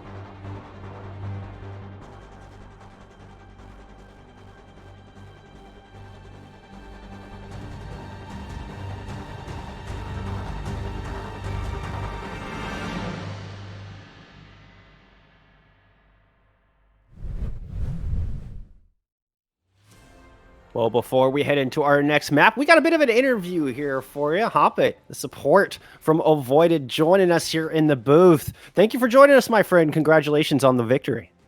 Thank you, and thank you for having me. Yes, sir. Yes, sir. First, I wanted to talk about, we saw some new names on the roster today in Ken and I'm Special. How are they fitting in with the crew, adapting to y'all's unusual style? And how has this affected your compositions that we saw today? I mean, we made Contenders first week with our current roster, but unfortunately it didn't work out. So we were like scouting on ladder a lot, trying to find some additions to the roster. And from what we can see, that I'm Special is a really good main tank, and Ken is a really nutty Genji. So both those that were on display for sure. Yeah. Makes sense. So we just went with that. Cool. Yeah, because I mean, the last time we talked, at least we talked to avoided players. I think that was maybe the NA part. There was a strong vibe that we got where we were saying like, yeah, we tried out a few Genji players, but we kind of don't want to play Genji because we want to stay away from the meta. Like, is that something that just changed, or is it something you just eventually were like, you know what, why not? I mean, for everyone watching out there, it's kind of funny to watch another Blade, like putting out the Genji, pulling out the fun stuff. It's fun for us, it's fun for the viewers. We actually love it, so why not? Cool. Yeah, and especially with you being such a good Ana, why not pull a combo out, right? Exactly. Yeah, and of course, Junkertown was a map you struggled with. We saw it in Contenders. You got it twice, and you know that just was a bit unlucky, I guess. Is that? I mean, I guess that's part of the reason, right? Where you have some new players because you can also run some different things on Junkertown now. Yeah, exactly. Like last time we were against Ultimates, we went 3-0, and now we went 3-1, and that was obviously because of Junkertown, nothing else. So yeah. Yeah, I remember watching that, the Contenders, the map draw, and then you were like, "Oh, Junkertown's not that great." EXO, okay, we picked Junkertown. Let's do it.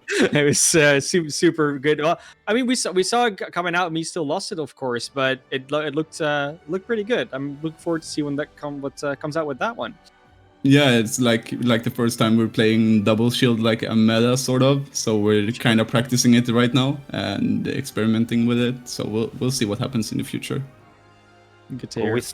We saw Ultimate bring out the dive against you, but you didn't seem too phased on that. What were your thoughts of the swaps coming through, particularly the Sombra Tracer coming out from the opposition? I mean, they were kind of panicking. They couldn't beat us like in the normal way playing meta, so they had to do something like drastic to actually counter us. But unfortunately, it didn't work out for them. So unlucky, I guess. GG, go next is what we say. Well, of course, you have some more matches to go. Not today, but in the coming few days. Is there any team you're looking forward to playing? I mean, it's gonna be fun to play against the Shoes Money crew. It's to show them that it doesn't pay off to sandbag in scrims against us, and we're gonna win 3-0 easy. Okay. Ooh, it's gonna be tomorrow at around 8 p.m. CEST for everyone who's gonna be interested in that. We'll also be streaming that, of course. With that, of course, thank you for talking to us a little bit. It was a fun game to watch, and good luck in the next ones. Congrats on the win. Yeah, thank you, and thank you for having me. Absolutely, no GG's. GG's. All right. Well, we're going to take a quick break, but we'll be right back with 01 Esports taking on Samsung Morning Stars here in just a few moments. We'll see you on the other side of the break.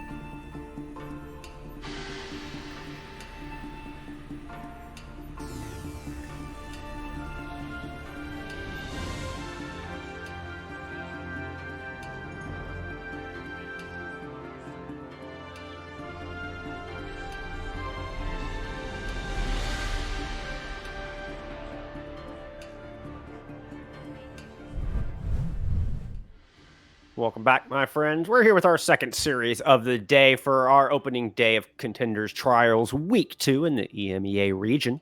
For this matchup, we got O1 Esports taking on Samsung Morning Stars. And this is a brand new org versus a very ingrained classic org from the Overwatch scene. And this should be a good matchup, Classic.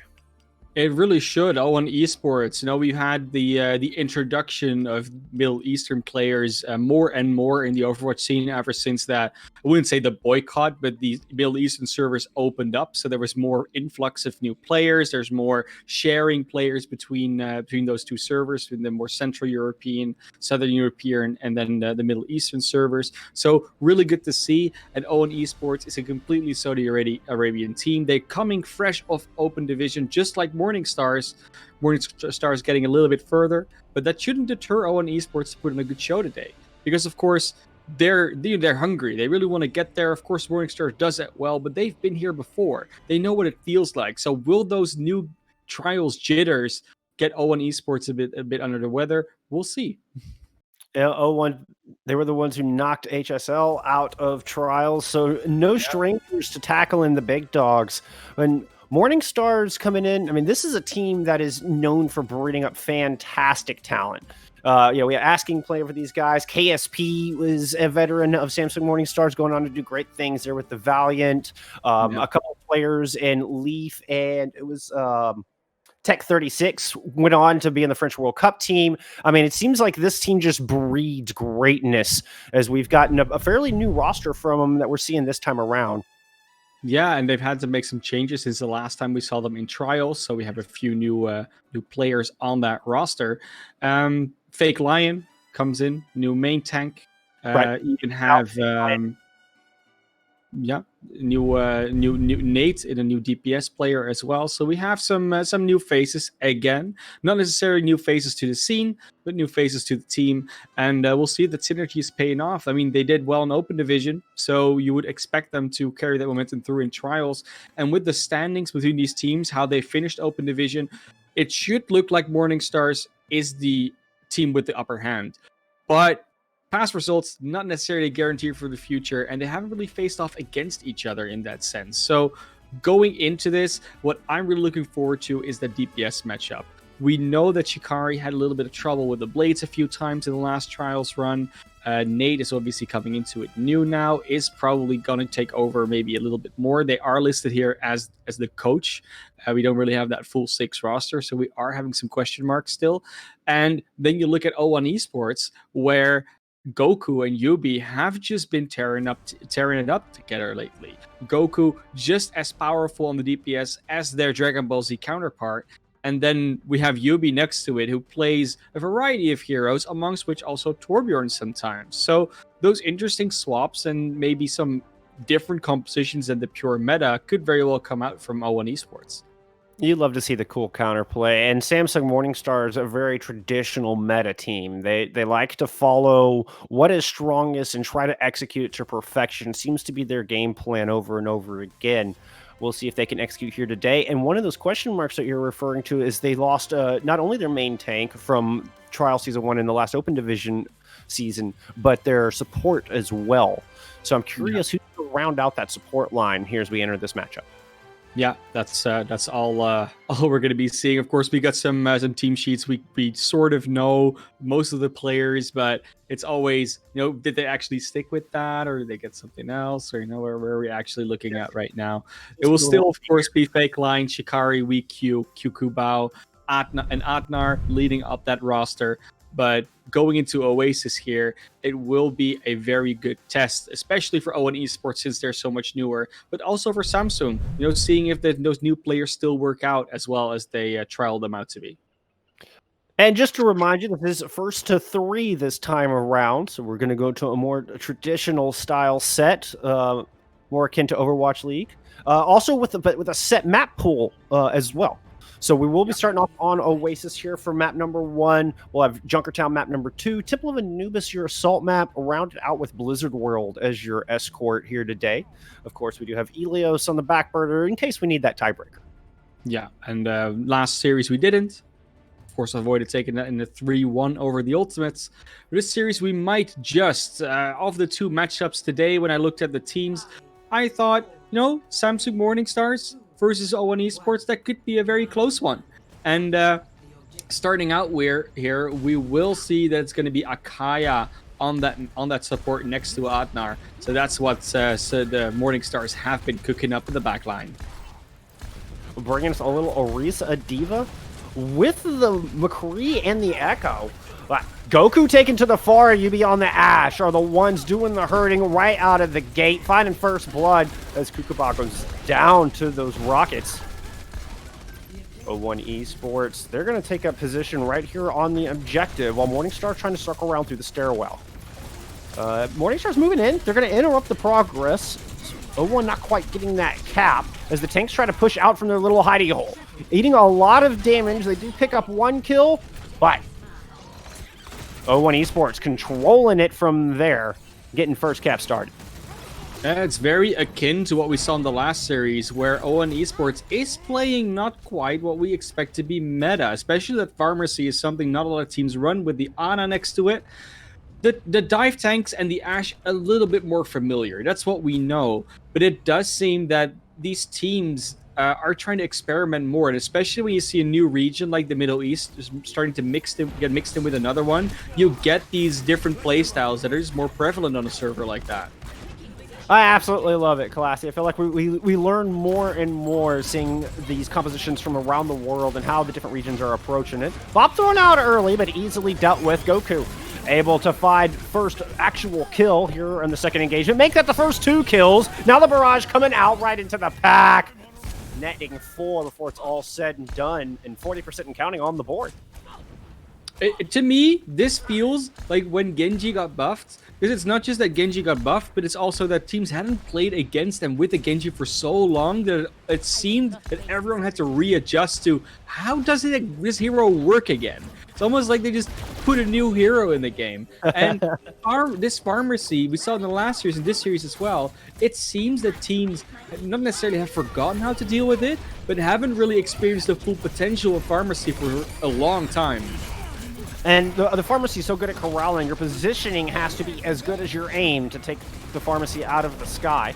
Self-destruct out from Wiku is going to finish off Goku. That's a heck of a counter with the flying Deadeye. Kukubong is flying through the air, able to take out the Mercy. Does eventually fall. Bob coming out once again. Yubi getting these Bobs built up so fast. But it wasn't enough to maintain control of the point this time. That was a dangerous proposition as well. You take out the Pharmacy, but you use 2 ultimates to get those 2 kills. Yeah. I mean, sometimes that's enough value. It turned out to be this time around, but you use a lot to take that point back. And now you don't have anything to hold on with besides that amplification matrix. So O1 Esports in a very good position to just build up some ultimates and win outright. And if you're relying on 2 ultimates to take the Pharmacy down, you're only going to win 20% of the time. Not going to be good enough to carry you to victory. As O1 Esports coming back with Barrage, with Nano Boost.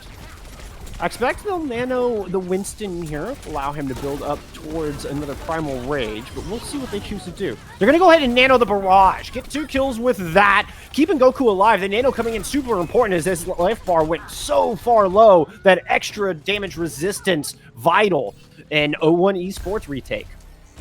Yeah, Goku truly showing that just like the Super Saiyan flying into the sky, the Pharah is a force to be reckoned with. And now you will have the minefields to stop this re-engage. 96% and counting. Will have to be a slightly rushed attack here coming out from Morningstars. They have touched that overtime wick is getting awfully low. Yeah, Fake Lion going over to the Wrecking Ball to help stall things out, get back to that point a little quicker. Puts some pressure down to M5. The Ana drops, but Wiku falls as well. Bob coming out once again from Yubi. Man, just getting those Bobs so fast, just a testament to how much damage they're getting done on that Ashe. And this Bob on point and, well, sticking around a lot longer than the previous Butlers, allowing O1 Esports to put so much pressure down. Goku absolutely raining hell from above. Goku on this Pharah, allowing O1 Esports to take the first round. Yeah, in a very convincing fashion, I'd say, as well. And it seems that Morningstars Yes, they've practiced that meta very well, but it seems that they've practiced it mostly against more standard comps. Maybe something weird as avoided every now and then in the scrim, but it looks that overall O1 Esports is just throwing a curveball at them that they're just not prepared for. Going into that point, that was the map where that works out best on. That open space of City Center is where that pharmacy thrives with the Wrecking Ball and the Winston. You can jump out anywhere you really want to. And Morningstars have to find a way to deal with that. And the answer is usually what is easily exploitable on their side. And it seems to be, to me, that would be the Ana. She's a lone wolf in the backline. Yubi maybe with that Ashe next to it, but you should be able to execute something on that. Send a Tracer out or something, and maybe Shikari on that Echo has to be the answer. That's exactly what they do. Reading it like a prophet, M5 for the fall here on Gardens. Goku trying to work in from the outside, but Wiku's able to pick up UB as well. Immortality Field used for Morningstars, but I don't think they're going to worry about that, losing that one too much. Picking up first cap, maintaining control. O1 Esports going to reset.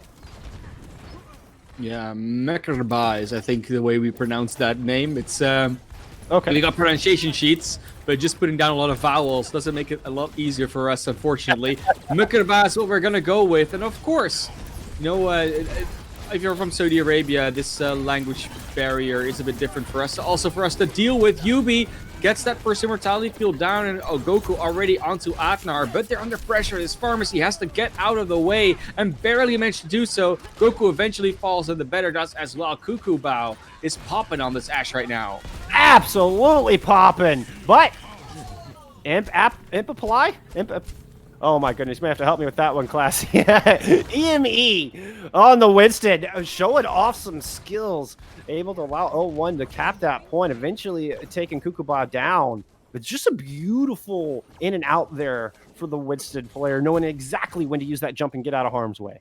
No, it's EMEA player 0285. So that's I think that's merely an account designation. I think they just never changed it, to be honest. Might just be a standard battle tag for a tournament client. But we will see Shikari be under a bit of pressure, will get out, and this application matrix buys a lot of space here for Morningstars. Throwing the big Omnic Butler into the mix, creating even more space.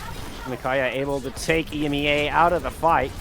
Bob finally dealt with, but Morningstar's now just going to push on to the point, clean up the remaining members. Goku goes down, and you just have the Wrecking Ball left, easily dealt with. Ashe hurling himself out of the point, just resetting here for O1. I expect that's Baudier, by the way. That's the main tank listed, of course, on the team sheet of O1 Esports. So they might just have not changed that account name, and that's why they're called EME Player 0285. Will now see WeQ ready be with that bomb. Of course, Goku and the better will have to try and get around that, but it's not that easy because you can't drop to the ground as fast as you want to. No, not at all. Shikari also has the duplicate ready to go. I'm curious what target we're going to choose. We're going to pick out the Winston here. Probably would be my duplicate of choice, but I'm not a T2 player. I don't know exactly how Morningstar wanted to execute with this in their composition. The Echo, an interesting pick, putting some damage down onto that Winston. Goku getting the nano boost, comes in with the barrage. Primal range used, the barrage comes out, but there's a self-destruct there. You gotta watch it. Boom! Goes the self-destruct. Goku falls, but not before finding a pair of kills here for O1, and that res was available. O1 will get the flip with the overtime wick burning. And it's such a good idea to use the nano and not straight away barrage if you're Goku, because that barrage usually gets the value in that initial burst. So as long as the nano's still online, you'll be fine. It's going to be those first rockets that you can throw out with the nano that are going to be impactful, and that's just a very good heads-up way to use that barrage and that nano in combination. Couldn't agree more. Shikari's still holding on to that duplicate on the other side. Kaya has the Ant Matrix as well. Nice anti in the pack's gonna find two. And Shikari does indeed duplicate the Winston, but gets immediately slapped. What a play there to silence the duplicated Winston. Yukiba's gonna find one. His mind's come over to the point. a little bit of a duel between Kikuba and Goku. Kikuba winning that duel, now looking to take out the healer. No res for you, as Morning Stars get the point. Flipped overtime, Wick's going to burn down, and we're all tied up here on Oasis. Yeah, Morning Stars able to consolidate their members a lot more than they were on City Center. Not as open and as round a map as that one is Gardens. And when we go into University, that should be even more the case. It's far harder to corral a team out of away from each other and find the rockets in there if they are grouped up but they have a roof over their head, or when they're able to use their shields effectively. And it looks like Morning Stars was able to do that in that case. And we will see Owen Esports also swap their tank line off. Everything else will remain. We'll still have Goku and Yubi on that Pharah Ashe, it seems. But we see the Sigma Orisa come out, and we might see the Baptiste Lucio or the Baptiste Mercy. I think just a speed boost to get out of spawn. Yep, there we go. Yeah. So no more Ana, Baptiste, because they apparently feel like they need that. And that's, I don't know. It probably would work. Baptiste is a pretty good hero, I've heard. Yeah, he's okay. He's okay. He has this frisbee-looking thing that tends to keep your team alive for a lot longer than they otherwise would. But we'll see how that fares against Goku in this far. Kukuma able to take the Mercy out of the sky. That takes fantastic accuracy. And now no more pocket for Goku. Means they're vulnerable up there. Front line able to move in from Morning Stars and push Owen Esports all the way back. Yeah, and a nice aggressive stance as well, so that Kukubao gets all that free space to work with. We'll now see what Kukubao is able to do with his Ashe in the progression. Of course, we all know that Pharah attacking is far harder to play than Pharah defending. You have to walk into an angle rather than be able to spam an angle. And somehow, Shikari, which is the same issue on the Echo, loses the duel versus Yubi. That's fantastic shooting indeed.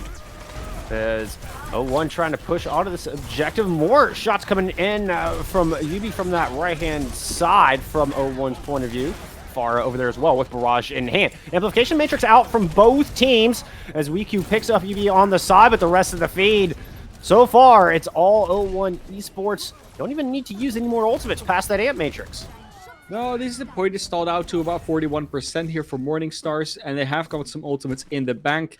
But it's going to be up to 0-1 Esports that have the advantage to try and cycle through their ultimates on the defense. Goku's going to be in a comfortable position together with Yubi, and Imo as well will be completely fine doing that flank damage from the high ground, while EMEA player and Mekarba, they're going to be able to shoot from main there with the Baptiste, far away from everything. And our first kill already down. The rotation from Morning Stars is going to be straight into that backline, though.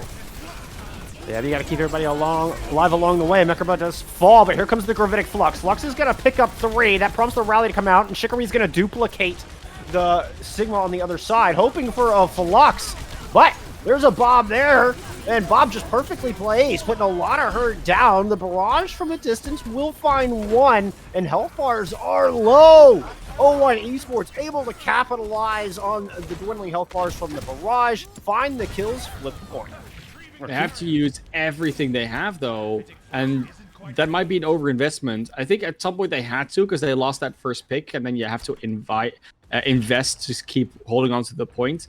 But they could have maybe gone for a soft reset if Morning Stars hadn't walked into their backline. They didn't have anywhere to retreat to aside from their spawn, and then you just give up point control. They chose to not do that, go for the 99 push, and with the amplification matrix being ready, they can get another good defense out here. Morning Stars just walk on the board for free. Yeah, I guess. Sports is, you got half the team up on the high ground. I think half the team's way in the back, throwing down an Amp Matrix of their own. UB falls to the res is available, and Imo is able to pick up the kill onto Shikari. Grid goes down as well, so Kukuba's going to throw in the Dynamite and the Bob, both of which finding value before Yubi finally clicks the head of Kukuba. WeQ goes back, finds a little revenge kill for their own, and, well, Morning Stars, they just got a free point here and tied up the percent. Exactly, because the entire fight is kept on ticking up, and now we're going to be in second to last fight territory, roughly. Yes, it's so far, Morning Stars have really impressed me with the way they're able to use the halt. We talked about it before. We said they're probably going to be the team that's a bit more practiced on the exact meta comp, so the double barrier. And from the way they play their tanks, that shows to be the case. Rotating around to the back. The tanks are going to look for those backline kills once again, but Goku's ready for it this time, and Fake Lion drops with a little help from Badir, aka EMEA. Yubi finding great value, throwing the Bob into the mix. The 7th man coming in real handy as 0-1's going to flip this point. Now we're truly in last fight territory. Morningstars may have to make a swap to even touch. Yeah, not even that. They won't even be able to get there with 6 players because Akaya died so late. Nice stagger because that point flipped so early. Barrage will be ready. Goku is running on the trigger, and there's no amplification matrix to stop it, nor immortality field either. Oh, no. Just gravitic flux slamming your team into oblivion.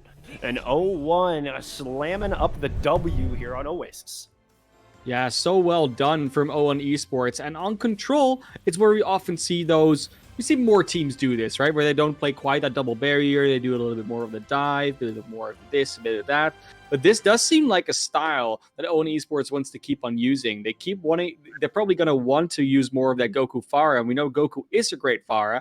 They can also go on to something like a Tracer, something like that. And they will still have Yubi on the hit scan next to it in order to secure those longer range kills with accuracy. So far, Morningstars seem to be phased about it a little bit. They did have that one really great round on Gardens where they came back into it, and it was close overall. But it does seem that if this slightly different style keeps coming out to play, Morningstars doesn't quite have the answer. But that's Control for you. Control is chaos. Control is a bit annoying to adapt on because you don't quite have the time. If we go into other map types and you get Cuckoo bound to a bit of more comfort position, into a more stronghold defense on an assault map or a hybrid map, then it could look very different, and that Pharah play could not get any value, and then it might be O1 Esports that has to adapt. Absolutely could, especially if Kokoba can, just focus down range. On Control, you're often having to turn, 180 degrees, flipping all directions because of that said chaos. But if Kokoba can just focus down range, keep sights on that Pharah, well, Goku might be in some real trouble here. We'll see if the Pharah will continue. As we're going to head into, it's Junkertown for map number 2. Of course it is, because we're going to the escort map next time. They are predetermined. Junkertown, we just saw it happen with Avoided and the Ultimates, where the Ultimates play just a very solid double barrier with the Genji, with the Ashe, just got the value that they needed, and both of these teams might not play that exact same style. If any team is going to do it, it's likely going to be Morningstars, and we could see something like a Torbjorn play come out from O1 Esports as well, because we know that Yubi likes to play that sometimes. We also know the Pharah won't find nearly as much value here, so I am very curious how O1 is going to adapt. Yeah. I mean, Goku could go over the Tracer Torbjorn, seeing if that works for them. So far, though, it could also just be a Genji. Plenty of heroes that work very well on Junkertown.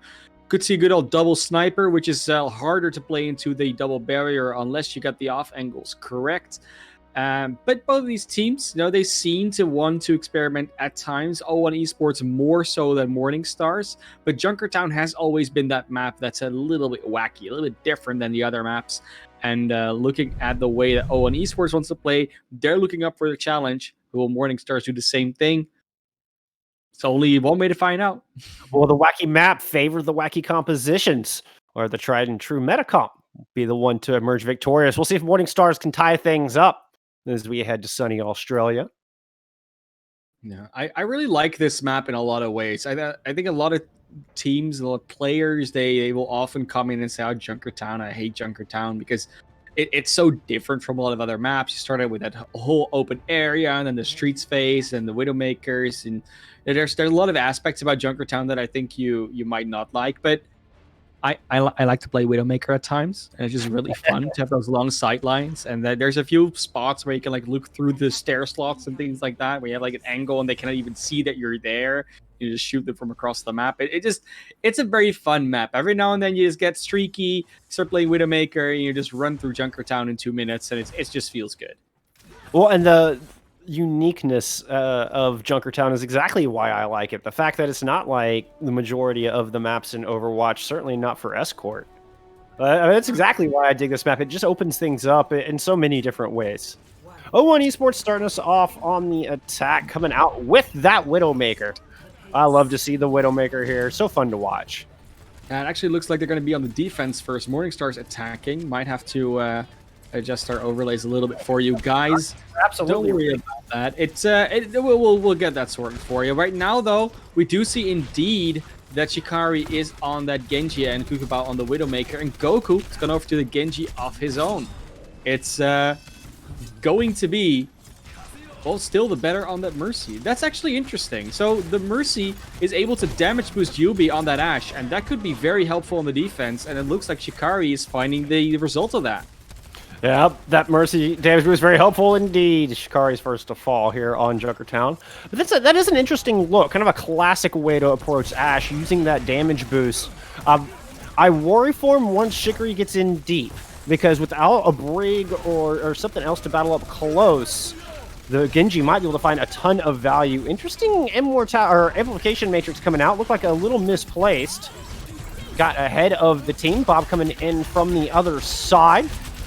And here comes the Blade. O1 Esports can be the first to pull the Katana out. The Brig, not enough to withstand it. In fact, both supports fall under the Blade. You be able to pick up the kill on the Kukubao, and back to spawn goes Morningstars. Yeah, they even able to get the rest on Bow here, making sure that they won't have to wait for a respawn. Will be now that Morningstars is starting to see what's going on there on the other side with that Mercy. Not only does the Ashe get just damage boost, but also the Ashe just does more damage than the Widowmaker overall against the general team HP pools of Morningstars. Will still have that damage boost advantage, but now that Kukubao is on the Ashe as well, at least the general damage might be similar. And Matrix out from the defense, but here comes the Gravitic Flux. The Gravitic Flux finds 3, but Fortify used to keep the Orisa safe. The Baptiste and the Sigma taking that half damage. Able to back out, find some healing. Goku not so lucky. He's going to fall to Shikari, and that kill allowed Morningstars to push and take over the stairs, clean up the back of point A. Yeah, Morningstars will be able to get that first cap going, and it's exactly what they needed. Don't get stalled out on first, but the better and Yubi will still be able to do their damage with the Ashe on B, and now Goku feels more comfortable pulling out the Pharah. Of course, much more places to hide, much more enclosed, and Kukubao won't have the same angles that the long range on point A provides. So Goku will probably be going back to their old damage stomping ways.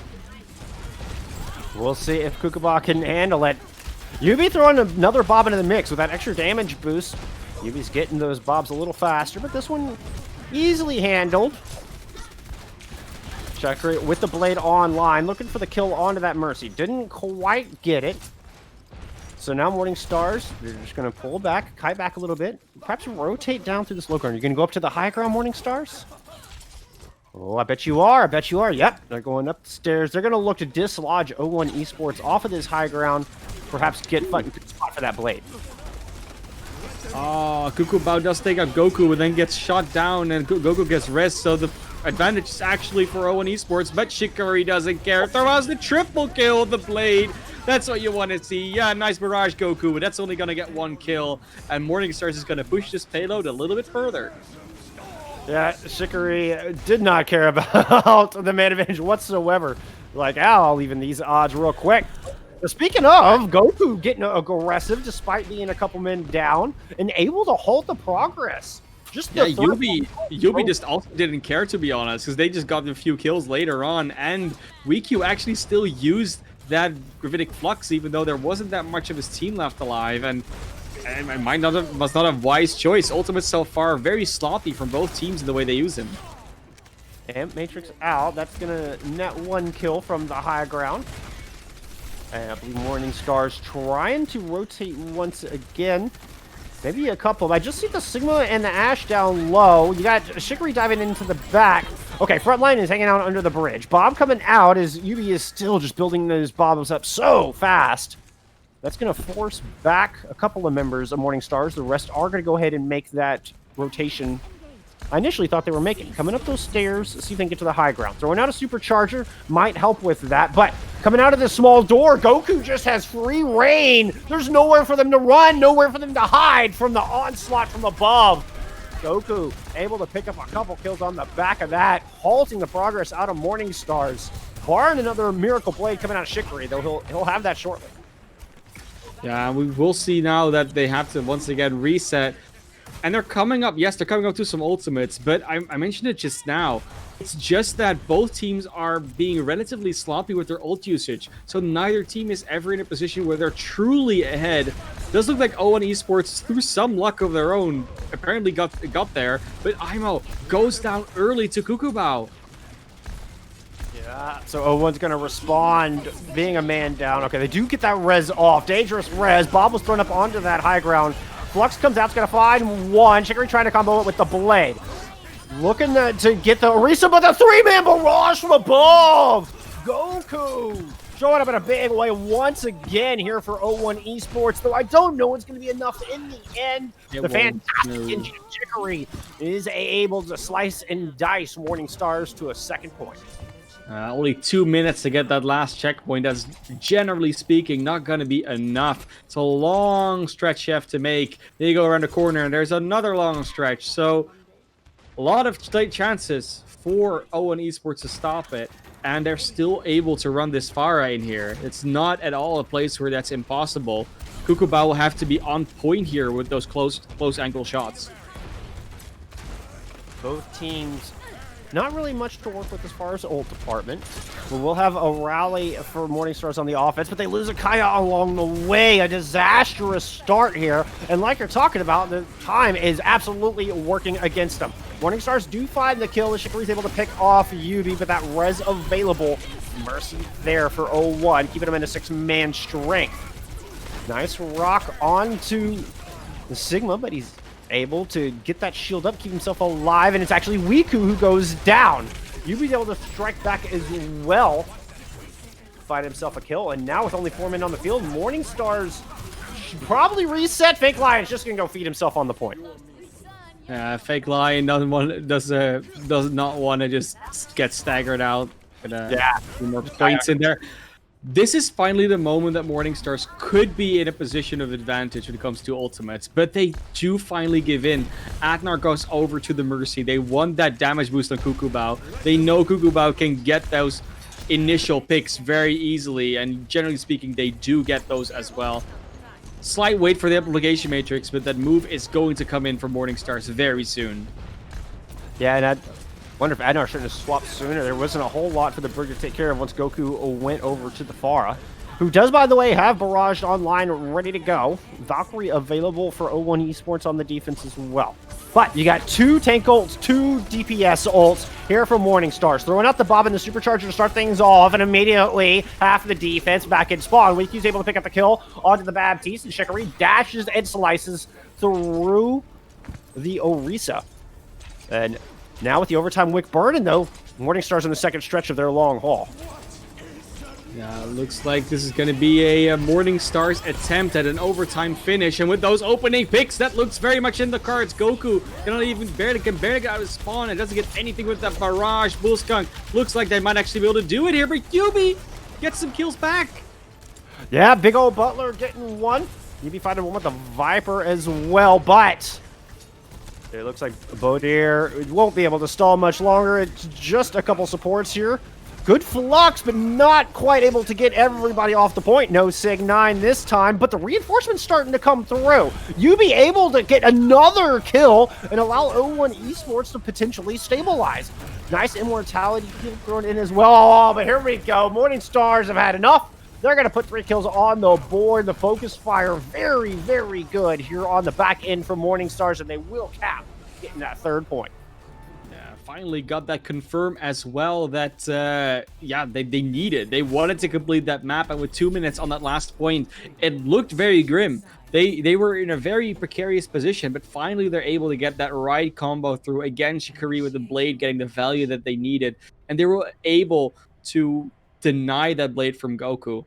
Yubi, though, that is the factor. We thought it was maybe Mikerba, you know, making sure that support is not as free as they are usually, but it seems to me that you need to get Yubi out of the way. Goku, yes, they're annoying. They get a kill every now and then. They'll get a good barrage. But it's really Yubi that keeps on clutching back fights. Gets these double and triple kills when a fight seems to be in Morningstar's favor, and it just turns around. And that's such an incredible skill of players, able to keep that head cool and then being able to hit those shots. Yubi is a force to be reckoned with, but I reckon that Morningstars are looking pretty happy with at least completing the map. We also got an update, by the way. EMEA player 0285 is actually Beckenbauer. I just got them confirmed on that one. So it's not Bauer, it's Beckenbauer.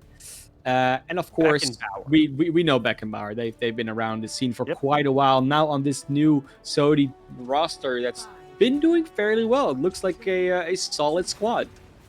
I'm liking what I'm seeing from O1 Esports for sure, as they do have the 1-0 lead heading on to the attack here on Junkertown.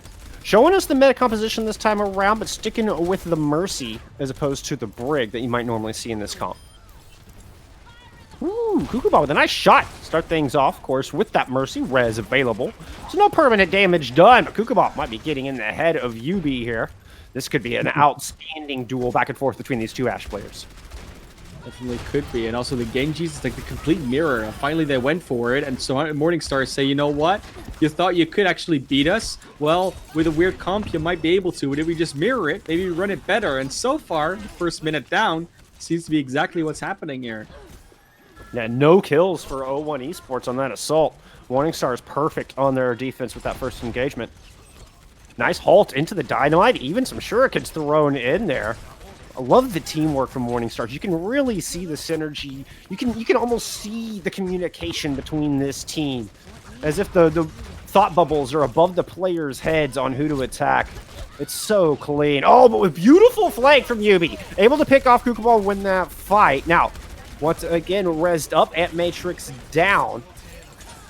But I think we're 1-1 in the duel between our Ashe players as the Ant Matrix comes out from the attacker's side. That's going to prompt the Immortality Field. Goku able to take care of that. Goku keep fine.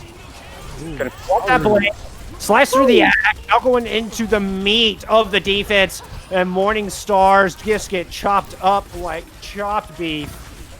Falling under that blade. O1 Esports going to keep pushing. Never talk to me about chopped beef. You know, this is good food. But we will see that I think O1 Esports did a very good job. It's very hard to win a double barrier matchup, especially if you only put your Orisa in the front line and your Sigma goes on the flank. That was eventually how IMO was able to win out that fight for them, by going on the flank together with Yubi, and then it was just Goku and Mekurba and Beckenbauer in that main corridor, that main street, in order to just make sure that they sustained, and the flank came out behind the shields of Morningstars in order to do the damage with that Sigma and that Ashe. So if they're able to keep those off angles up, that's really where you find the value with those two players. Yubi falls, but that res available, so both teams back at a 6-man roster. It looks like O1 is sticking all together this time. We're not getting the split attack as they enter into point B. And just winning the frontline war. Beautiful plays from the DPS. Don't even need any ultimates past the one Gravitic Flux thrown in. Yeah, and that's already a good pace. In 3.5 minutes, they're already going halfway through Street Space, able to deny that high ground defense. Gonna get a bit of a pause here coming out. We'll see in a little bit what that's about. But for now, of course, we can talk a little bit about how this has been going. And so far, and again, you know, we've been saying it, O1 Esports looked like a very solid team so far. You know, some experienced players on it. Beckenbauer, of course, a name that we're familiar with from the past. And now that they're heading up a team with these DPS players, they're doing their job, being able to be pocketed and supported by these supports so well. It's looking hard to beat for Morningstars. Like they're under so much pressure consistently, and the way that they're trying to play it back, you know, they're trying to put Kukubao in the same position and trying to make him that same carry potential player. But then you have Shikari next to it, who can do real good stuff with the Super Blade, but outside of that, doesn't really get that same value out of it. It just means that overall, O1 Esports seems to have that edge. And even despite looking a bit sloppy at times, particularly with their ultimate usage, Like we were talking about a little bit earlier, you could see the potential here from O1. And if they can tighten that up, if they can get that synergy, this is certainly going to be a squad to be reckoned with. Yeah, 100% will be. And of course, we're in the past currently. We're still in the middle of Junkertown, hoping that will finish up anytime soon. But when you're in Junkertown, when you have that momentum going, we talk about it all the time. We talk about momentum on maps, where it just means that you start with a fight win and you have the advantage in the coming fights. You're able to keep that advantage up. You keep your pace up, you keep moving the card along, you keep winning fight after fight. And the enemy team cannot really set up a defense. They cannot hold you. They cannot break that momentum down. And that's what it's really going to come down to. Because if they can complete the streets phase with 3.5 minutes on the clock, which means they'll have, I think, like roughly, again, 3.5 minutes to go into C by that time, then that's quite a bit of time more than Morning Stars had. And of course, if they complete the map, Morning Stars is going to get another attack as well. But it does put O1 Esports in an advantageous position where they can afford to, well, maybe overuse a few ultimates or take a few risks. Let's see. Okay, we are going to get the late contest from Morning Stars as they approach in from Mega. Valkyrie and Ant Matrix used from O1, and the point finally gets contested with just 1.5 meters to go. So Goku's gonna pull out the blade. What was that, Goku? Holy cow! No. Supercharged damage boost, and he got 5. I was gonna say that was double, right? That was just one-shotting everything. That's better than a nano boost. That's insane. Oh, you're gonna look back at that at Morning Stars and just, every single time you see that, you're gonna reel from that. It's gonna bring nightmares back for them. Yubi get another thing on Cuckoo, but it started out as well. The rest can come out here. They might not even want to use that, but they do. They'll want to start the next fight out sooner without a player. Yubi has the Bob ready, with his flank play from Samsung coming in. Chicory trying to go in. Does get the Immortality Field and the subsequent Baptiste. Now able to chop down the Orisa. Fake Lion taking out the counter Genji. Chicory able to put the brakes on this thing. You got to think Morning Stars is still reeling after that amazing 5K blade, though. I mean, not reeling as much, apparently. They just walked in there, just waltzed in the middle of O1 Esports, split them up with that positioning, and then clean everything up with the blade of Shikari. Very nicely done. They did use the Valkyrie with that in order to get that damage boost out to most of their players, so that did still work, the mobile supercharger. And again, a nice halt combo with the Bob as a follow-up, but Yubi's Bob and follow-up is better. Yes, indeed. Both Bobs taken out, but it's Kukuma goes down. Oh, now both Ashes taken out as well. All right. O1 in a position where they're able to get that res off. Fender goes down. Morning Stars just caught in a bad spot, surrounded and decimated. O1 continue to push through point C. Yeah, Morning Star's trying to hold in a position where, yes, they entered the fight there last time. They came into the middle of O1 and broke them up. But if you start on that position, you're not able to do that because O1 Esports will see you there and not let themselves get broken up by it. So O1 now on a high ground position, cart moving into third, 2.5 minutes on the clock, everything going their way. Gravitic Flux going up, but the Immortality Field down, able to save the Sigma, who was dangerously low. Goku trying to come up with another big blade, but this was shut down immediately. Cuckoo Ball landing the shots. Yobi responds with a kill on the Shikari as well. Both Ashes absolutely finding their rhythm, finding those sweet spots. Is he able to get the kill? But here comes the blade from Shikari. Goes in, finds one, finds two with the Genji blade, putting the halt to this cart. Much needed breathing room for Morning Stars. A lot about that was a lot of back and forth, and then Goku dying while using the blade and Shikari getting value out of the blade is a very big difference maker. The fact that you don't have to deal with that blade when you are Morning Stars is just so nice. You have the supercharger on top of it, no place to hide for O1 Esports. Now with 1.5 minutes left, O1 Esports might have to start sweating a little bit because it's not that easy to complete this map. We've said it before. The respawns are close. The respawn for you is very long, and it's just a tough road to walk here in this Junkertown. Very tough indeed, especially when Morning Stars have the high ground under their control, sitting up there as a full 6-stack. Supercharger coming out from O1 Esports, Bob thrown in from the other side. Fake Wyatt going in just to kill the Supercharger itself. You have Shikari in the back line, but you can't find any heals all the way back there. So Kukuma able to get a couple kills. 0-1 got a pair of their own, but like we talked about that respawn advantage so much in Morningstar's favor. They've got control at this point. There's only 40 seconds left. Gravitic Flux coming in from work to help finish things off because IMO managed to find a pair of kills on the Sigma. Both Sigmas just showing up in a big way. It's gonna be the Baptiste making the difference here for 0-1 as a tattered Morningstar's falling back, hoping for a late fight. They will have an amplification matrix to maybe stave off this attack, but both teams look to be finishing in overtime, if at all. 0-1 Esports still has to get there. With 15 seconds left, they don't have a long time. Gravitic Flux, long-range entry from IMO.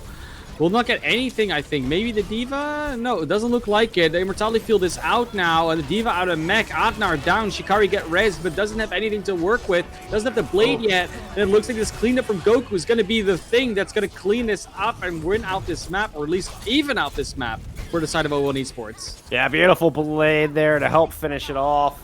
Both teams finishing in overtime, both teams. We'll have 1 minute on the clock to see who can get further in 60 seconds. Yeah, that entire fight is predicated on that Sigma Flux. It comes in from long range, tries to get the enemy team up in the air. It doesn't really hit anything, but it does force out the Immortality Field. And then afterwards, if you have a blade and you're Goku, you're like, so I know Immortality Field to fight against, eh? I see what you want to do to your health pools. You want to have them dropped. Well, let me oblige. And that's exactly what Goku did. Made sure that those players were indeed down, and then they could just finish out the map. There wasn't really much to it, aside from the Immortality Field being used for a situation in which it didn't seem that it was necessary. No, it was just the D.Va that had gotten picked up by the Flux. And I mean, taking the D.Va out was a good move for 0-1. It allows you to be a little bit more room to work. You don't have to worry about the defense matrix coming through. But yeah, like you say, I don't think it was worth that Immortality Field. That Immortality Field's too valuable. You can't throw it out there just to protect a D.Va. Oh, you really cannot do any such thing. Morningstars will again start here on the attack. Will be attempting to do the same thing they did before, but this time around, it doesn't look like they're interested in running the Mercy. And we've heard that before, where Mercy on the defense gets more value because you're not under as much pressure. You can spam them down from that high ground. We see it happen on Blizzard World at times. And on the attack, you don't really have that luxury. You need to sustain through, and that's where the break comes in. As long as she's able to get that Inspire up and those armor packs out, she will be able to help you out against that Ashe defense. And I would add to that, the spawn point's so close, your res doesn't get nearly as much value when you're attacking here on point A as it does for the defense. Bringing that 6-man back into the fight sooner for 0-1 will prove much more valuable. And with Goku pulling out the Genji once again, I'm not surprised to see the break from Adnan.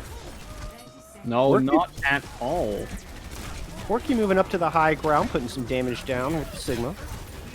As the front line of 0-1 is a little bit, that was a bit of a precarious position, caught way out in the open. They weren't hugging the wall, they weren't using their corners, and it just gave WeQ free LOS right into the meat of this defense. Morningstars will absolutely capitalize on a mistake like that. Yeah, and I will definitely call WeQ an aggressive Sigma. They've been in aggressive angles a lot of this game, very much often to their detriment. That's what the damage boost does against you sometimes, Yubi. That's exactly what happens. We'll get rezzed up, but that's gotta hurt. You know, get your own bullet fired back at you. Oh man, that makes me smile every time. When you see those window shots or those ass shots, like just perfectly headshot back, you know. Oh man, it just puts a big smile on my face. Classic. Especially because it sometimes seems that Genji starts deflecting after you've already shot. Like it's supposed to be hit scan, but somehow Genjis know exactly when you're going to shoot. Just happen to almost press the button after you, it seems. Get that kill on the IMO here as well. That's going to allow for much more free passage without a lot of spam. Yubi is going to try and get some value here, but it's very far in enemy territory. It's Goku! Oh, Goku! Comes in. He's got 2 immediately. Might be able to get 3. Gets 3. Is there going to be any more? Half of Morningstar's gone, and the overtime wick is burned, and the rest of the health pool super low. And Goku just single-handedly moving in and mopping up. The reinforcements show up to help clean off the objective. Great play by the Genji player, but Morningstar's got quite a bit of space and ground covered for just 60 seconds. As long as you're able to cap that point A, you're going to be happy, but it's essentially winning 1.5 fights here. that's what Morning Stars did. If Owen Esports can get a very good first fight and then push it through in the second, it's still a hard place to defend because the cart didn't get that far. It got barely out of that first corner, and that's almost space you get for free in most situations. Valid. Very valid indeed. You just win that one fight in the open courtyard. Now, yeah, 0-1 might take the 2-0 lead. Can Morning Stars put the break in thing? Well, and interesting as well. We have, of course, a whole community, and the whole trials community got a chance, in the little community that we have, to fill in some predictions about what they thought was going to be the outcome of this match. And surprisingly, or maybe not surprisingly to some, Morning Stars got voted to have a 73.3% chance of winning this one out of 45 responses. So O1 Esports looking like the underdog according to the community, but it does look like that's not going to be the outcome of this match so far. Although, of course, it remains to be seen. This map isn't over and could very well be a 1-1 with this aggressive stance from Morning Stars. Well, 0-1 Esports seems like one of those teams that's just going to continue to grow and improve. I do like this aggressive stance. Morning Stars able to buy more than just that one fight. If they don't lose right out of the gate here. Yubi picking up Cuckoo Ball. Fake line goes down early. Goku cleaning things up on the end. But like I was just saying, Morning Stars will get a second fight out of this, but it won't be in nearly as good a position as if they just held back below the bridge. Yeah, I mean, it's they'll definitely just get another chance at this, and at least they bought 30 seconds already, and then they could have started fighting later. That's one fight won, slight advantage in ultimate charge, but no quite ultimates online. But Goku on this Pharah has been the problem that Samsung has not been able to deal with. So can they now, or will they fall on Junkertown? Oh, Kukubal going down low early. Yubi landed one of those shots. Kukubal needs to take the Pharah out of the sky. Nice move from Shikari. He's going to get that killed. The support's moving in. As the overtime wick starts to burn, Samsung have planted their flag on this point. Nicely done. They will tie up this series 1-1, taking the victory here on Junkertown. That immediate pick on the Yubi, just so much chaos and confusion in a side of O1 Esports, because aside from an Ash shot, Yubi has been super safe all game long. So that Shikari is just able to walk up, do the shuriken dash like that. It's almost inconceivable. You're almost wondering, how did they get there? And the answer is very simple. They got around the back because they flanked, obviously. But it's very hard for an Ashe to really get that angle. Normally, you see Ashes in this situation walk more toward the cliff because it's way harder to get there. He's way further away. He's still able to get the value, especially with that Mercy damage boost. Right. In this case, Shikari was able to capitalize on the Ashe being a little bit too much on her own. No peel possible. And that's when you lose the fight out. Having more damage, having the flankability. And Morning Stars pick up the 1-1, so do bring it back. Of course, still at least 2 more maps to go, maybe even 4. Quite possibly. That kill onto the Ashe was so important because it freed up Kukuba. Then they didn't have to worry about the 1v1 matchup. They weren't worried about having to stay hidden out of the LOS of that Ashe. They could kind of peek out from above the Junkertown sign, start putting pressure down on a Goku on the far, start putting pressure down onto the front line. That was a big brain play there from the Genji. There from Shikari. Yeah. And still, the new kids on the block look pretty good. And we said it before, Junkertown, not quite the Pharah map. So if O1 Esports are hellbent on playing that Pharah as much as possible, it could get more troubling for the side of Morning Stars in the next few maps, especially when we go to a map like Temple of Anubis and then Blizzard World. They're maps where Pharah has a lot of room to work. That being said, Goku, they look pretty good on the Genji, They got that 6K cleanup, which happened in like a fraction of a second. So I'm not all that worried for O1 Esports. A lot of this will come down eventually to how the teams, play. Like how many mistakes do they make or how few mistakes do they make? Because it really does seem like one of those matches. It's not one team playing better than the other. It's the other team playing less clean than the other, making a few more mistakes that the other team's being able to capitalize on. So going into the next map of Anubis, where mistakes are often punished harder because it's 2 CP, so you need to be able to win a fight convincingly. That could very much be the storyline of this entire match. It's just that, this team made that extra mistake, or this team didn't. And that is all that could be deciding whether you go up 1-0 in trials or whether you go down 0-1. And we were talking about earlier, the momentum coming out on first day is super important. This can set the tone for the entire rest of your week and your chances of getting into contenders as a whole. Yeah. So, neither team wanted to fall to that 0-1 early, obviously. And 0-1 esports, I feel like they're making a little bit more mistakes than Morningstars, but they've got more of the pop-up potential from what I can see. But Morningstar is a very disciplined team. They will take advantage of those mistakes. I give Morningstars the edge heading into Anubis. Yeah, as more as it becomes about team play and not so much about there's a lot going on at the same time and our players can pop up a little bit better. Morningstars does seem like the team that is favored in this, let's face it, team-based shooter.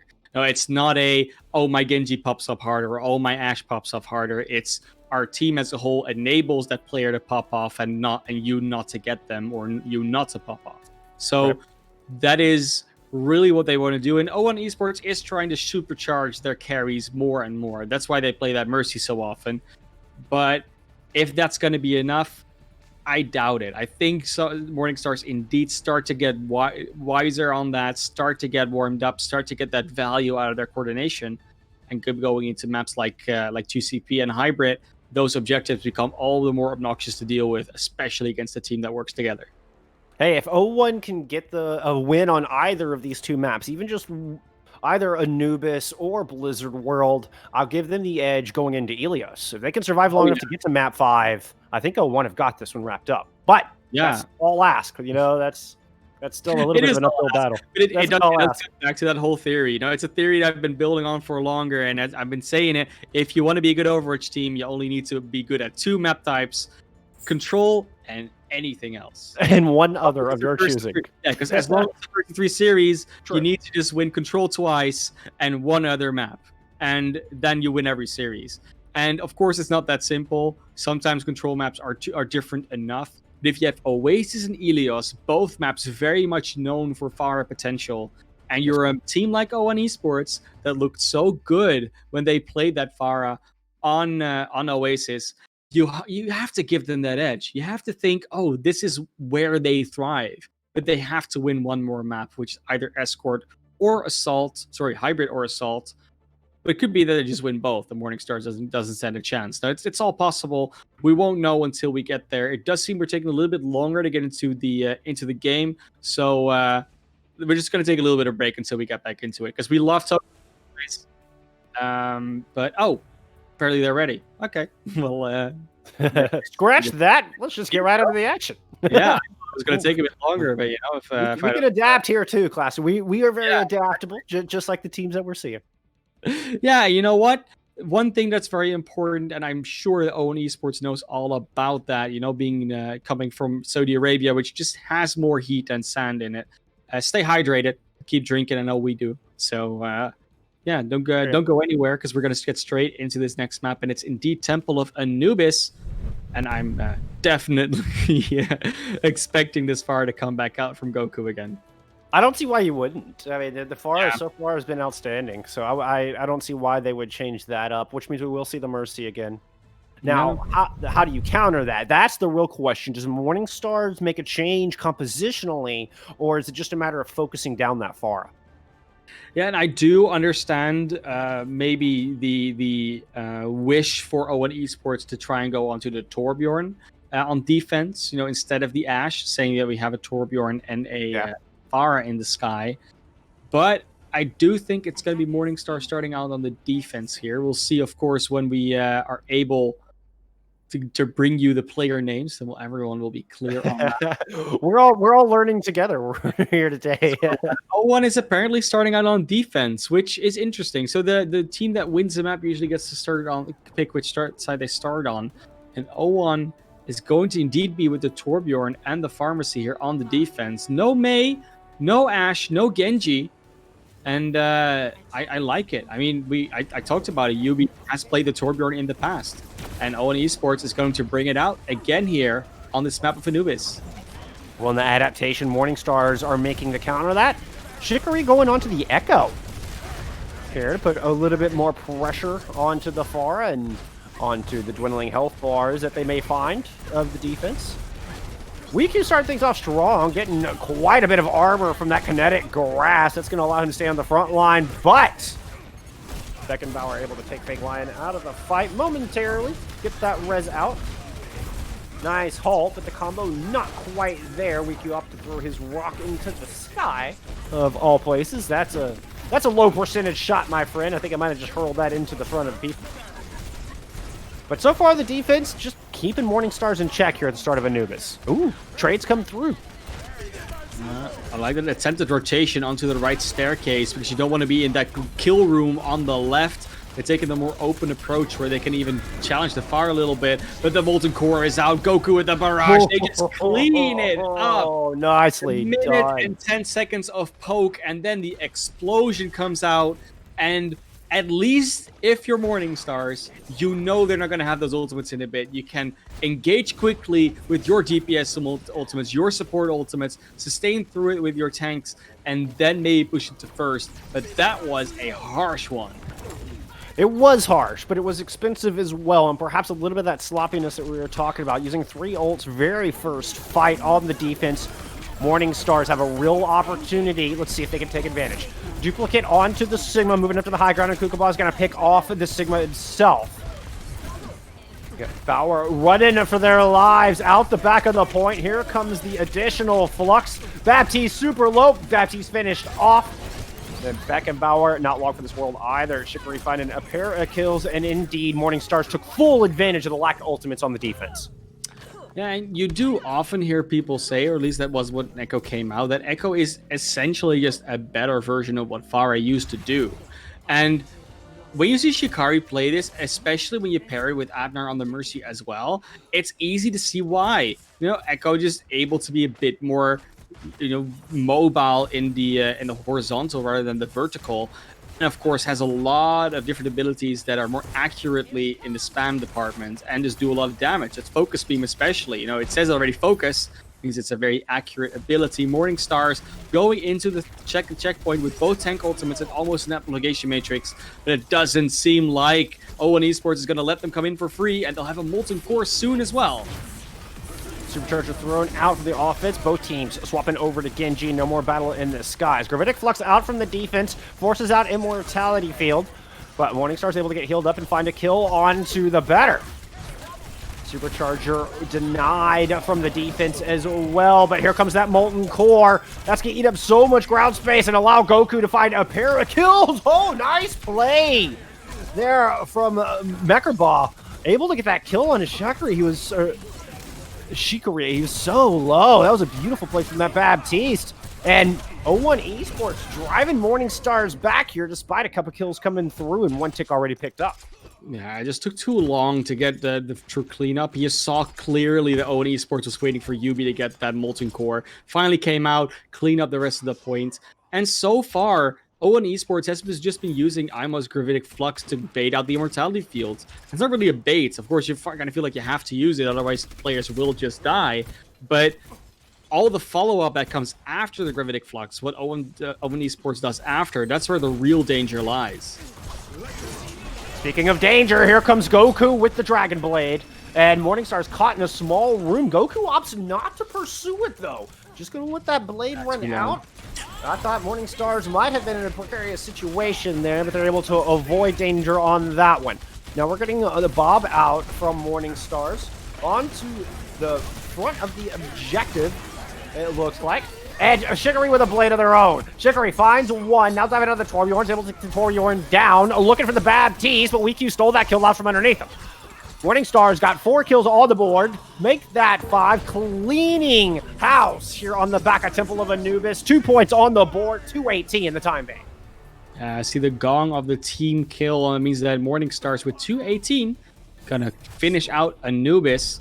And that's a fairly decent time bank. Ever since it got lower to 7 minutes total, you're always going to be happy if you're finished with a decent amount of time left. And 2 minutes 18 seems to be plenty to capture at least point A, maybe even point B. But for now, we're going to see if O1 Esports is going to be able to match this. Are they going to be able to even complete the map in the first place? And then are they going to have any time for another attack? It's all up to Morningstars to deny them that. And so far, after that control map, Morningstar seems to have been getting into their own, getting back into control of this game. Absolutely have. The Echo pick coming in crucial, and in fact, we're going to see that again as Morning Stars head to the defense. Nargon once again back onto the Mercy to help pocket that Echo. The rest of the team sticking with their meta picks as they look to defend, hoping that push will be enough. Morning Stars take a 2-1 lead. As far as the attackers, 0-1 coming out with what we saw from them on the defense last time, bringing that far back, Classy. Yeah, I mean, potentially. Of course, they're not out of spawn yet. They could still swap. They see what Morningstars is running, but Morningstars not going to change anything. They're going to be on that Ashe, Echo, and Atnar on that Mercy. Akai is still on the Baptiste and Fake Lion, and WeQ on that famous double barrier comp. I mean, we just haven't seen that much Brigitte this round, and everyone's really haven't about the hero, but it's just good that we will not have that going right now. Will be Morningstars trying to, of course, deny this entry from O1 Esports. Also important if you're playing against the Pharah to not give her that space. But so far, Goku's able to get enough spam out there. They'll be getting up to that barrage in probably record tempo, more than we would like to see, and even get some. Oh, that's some nice hold there on the Mercy. Atnar taken out, and that's no more damage boost for Kukubao. Wonderful start indeed. And I was thinking the same thing about Goku's barrage. Goku is just landing these rockets. They're not finding kills yet. Once that barrage comes online, I fear Morningstars are going to be in a heap of trouble, and they're already in trouble. As the Immortality Field disposed of, they no longer have that fallback plan. And man down, make that 2 men down as both DPS get picked off. O1 Esports are just steamrolling point A. Yeah, so far, O1 Esports not phased at all by that defense. They use Beckenbauer a little bit there, where that res comes in, and they'll be able to just walk towards point B with still the barrage, the Bob, the both support ultimates. They're going to be stacked with ultimates, but Morningstars hasn't used any of their own, so they'll be ready too. And this could be the thing they need to stop the snowball from happening. But that snowball is very real in the tempo that O1 Esports have thrown it, and they still have 5.5 minutes. I think the supports or the ultimates right now are very indicative of this entire match. Morningstars, both tank ults online, coming up on a DPS ult. O1 Esports pretty much leading in the DPS department. Chicory got some late damage in early in this second fight. But both support ults are ready to go for O1 as they're going to throw down the Valkyrie and the Ant Matrix from the back of the objective, just trying to muscle it right up Main Street. Doesn't look like they're going to be able to snowball it just yet. Bob thrown into the mix as well, but Fake Lion able to take him out of the fight. The bongos removed. So a lot of ults thrown out, a lot of ults dealt with, and it's Morningstars now looking to have the big ult advantage. Yeah, Shikari using that Echo duplicate there in the Orisa immediately saw O1 Esports just backing off. Didn't want to get caught by the Flux. IMO will still go down though. They played so carefully and still they just wasted a minute and still lost the fight. That's not what you want to see when you're 0-1. And now they're going to come back in. Yes, they'll have some ultimates, but Morningstars didn't have to use all that much, so it's just going to be an even situation. And O1 Esports, if you're going to play that safe, you better win. Yeah, I mean, they came in and dropped a bunch of ultimates, but O1 then, after those ultimates fell flat, didn't seem to know what to do. They kind of just stalled out. Like you said, the duplicate from Shikari, I think, absolutely caught him off guard. They're like, wait, we need to kite back. But then as they fell back and waited, Morningstars just pounced. Yeah, it will now look like Morningstars are looking better and better as the series progresses. Even this first kill in the Yubi here from Shikari, it makes such a difference. The better is to go over to the Brigitte, not the one they wanted. Goku on the Genji. We know they're still good on these heroes, but it seems to be like they're forced out of their comfort composition, and that's such a great job from Morningstars. If you can deny a team what they want to play, if you make them swap, that means you've mentally already won a battle in a lot of ways, or tactically at least. Oh, you're controlling. You are controlling the flow of battle. If you can force the other team to make swaps that they don't necessarily want to make, and certainly the ult department is reflecting that right now. Morningstars, 5 of them are ready to go. Only 3 check marks available here for O1 Esports as they're going to flank around, move in through pace. What's going to be your target? Okay, Supercharger and Duplicate comes out. The Duplicate onto the Sigma as the Griffin Flux comes out from O1. You be able to pick off fake lion, but Shikari able to take down the Orisa on the other side, and that res was still available. Oh, the res did get denied in the end of this very, very scrappy fight. Morning Stars emerging victorious, but spent a lot of ults to do it. Adner making that swap over to the Brig now. Yeah, Shikari's Echo has just been a force of nature. Now goes back over to the Genji to use the duplicate, and they want to be able to deal with some of these players a little bit better.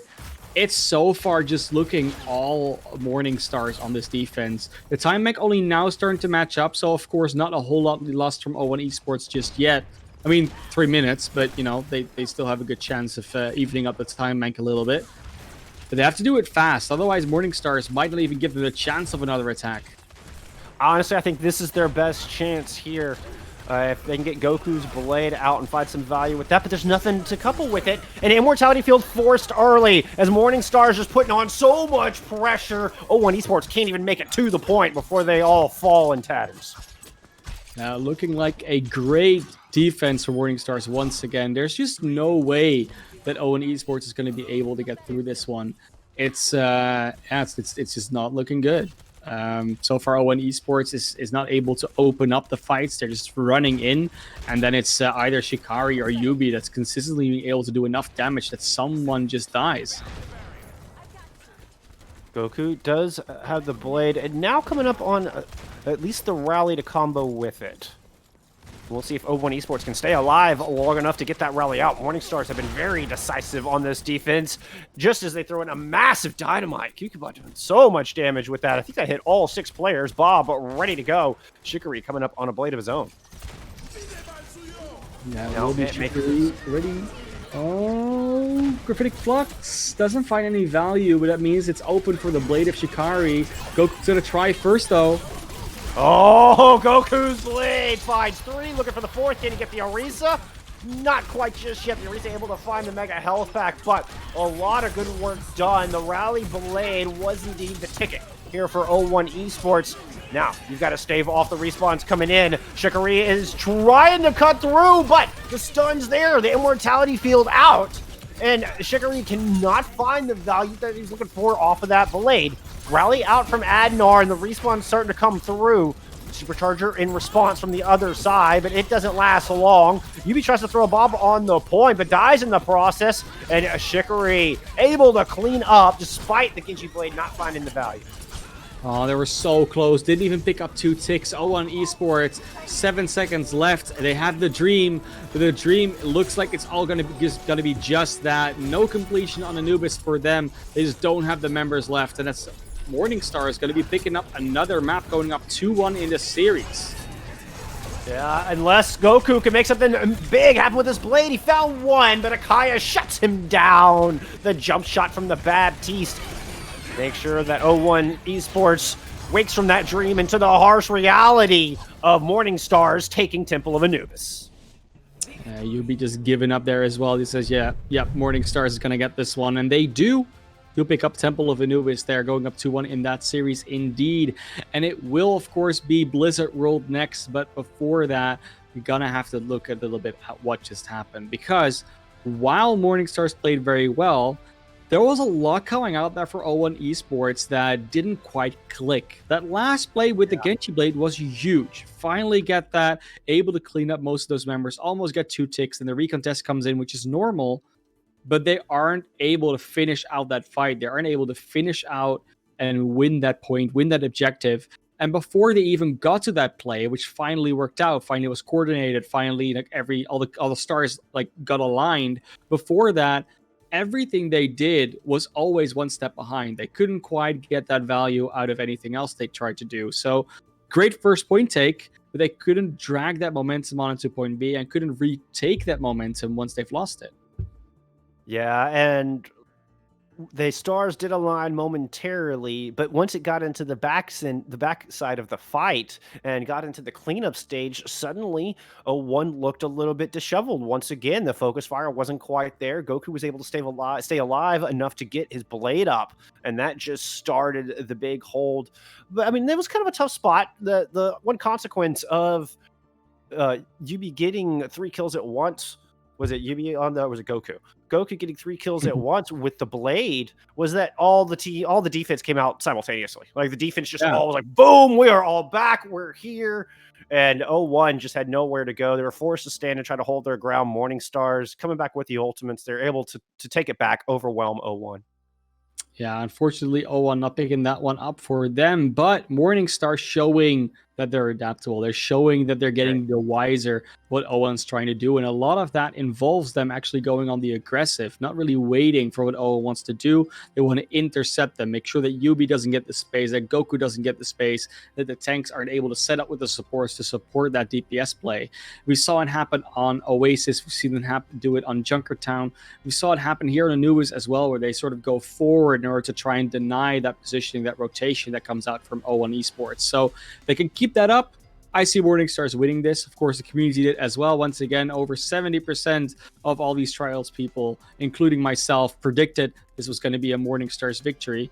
But there's still a good chance. Now we're going to Blizzard World next. Blizzard World, again, map where you can't play the Pharah, can't play the Echo. It's all going to be about that matchup. Those DPS, how much value do they find? And how much is that tank line able to just play consistently, not make the mistakes, and capitalize on the mistakes that the other team is making? I think if 0-1 can get through point A with a decent time bank, they'll be okay. I think they'll do better on point B than point A, just given their style. But Goku's got to pop off, especially if they choose to bring the Pharah. I mean, the individual performance has to be there. Yeah, and the Goku has shown only 2 callers so far. Maybe they have another hero pick that can come out. Maybe Blizzard World is one of those maps where they have like a very different strategy coming out. Could be a tracer or something that we see. Maybe even a double hit scan or something like that. And Goku, I would say they have it in their arsenal. Side note, speaking of Pharah, have you seen the new skin that just got released? Oh my goodness. My goodness. The lifeguard skin. I don't know if you missed it, but they also already released an Echo skin as a teaser. I did miss the Echo skin. Yeah, it happened during the break or something. Like it's just this definitely a thing. But they what was it called again? Surfs Up, I think it was called. Surfs Up, nice. Yeah, completely. The surfer dude skin for Echo, but it's going to be great.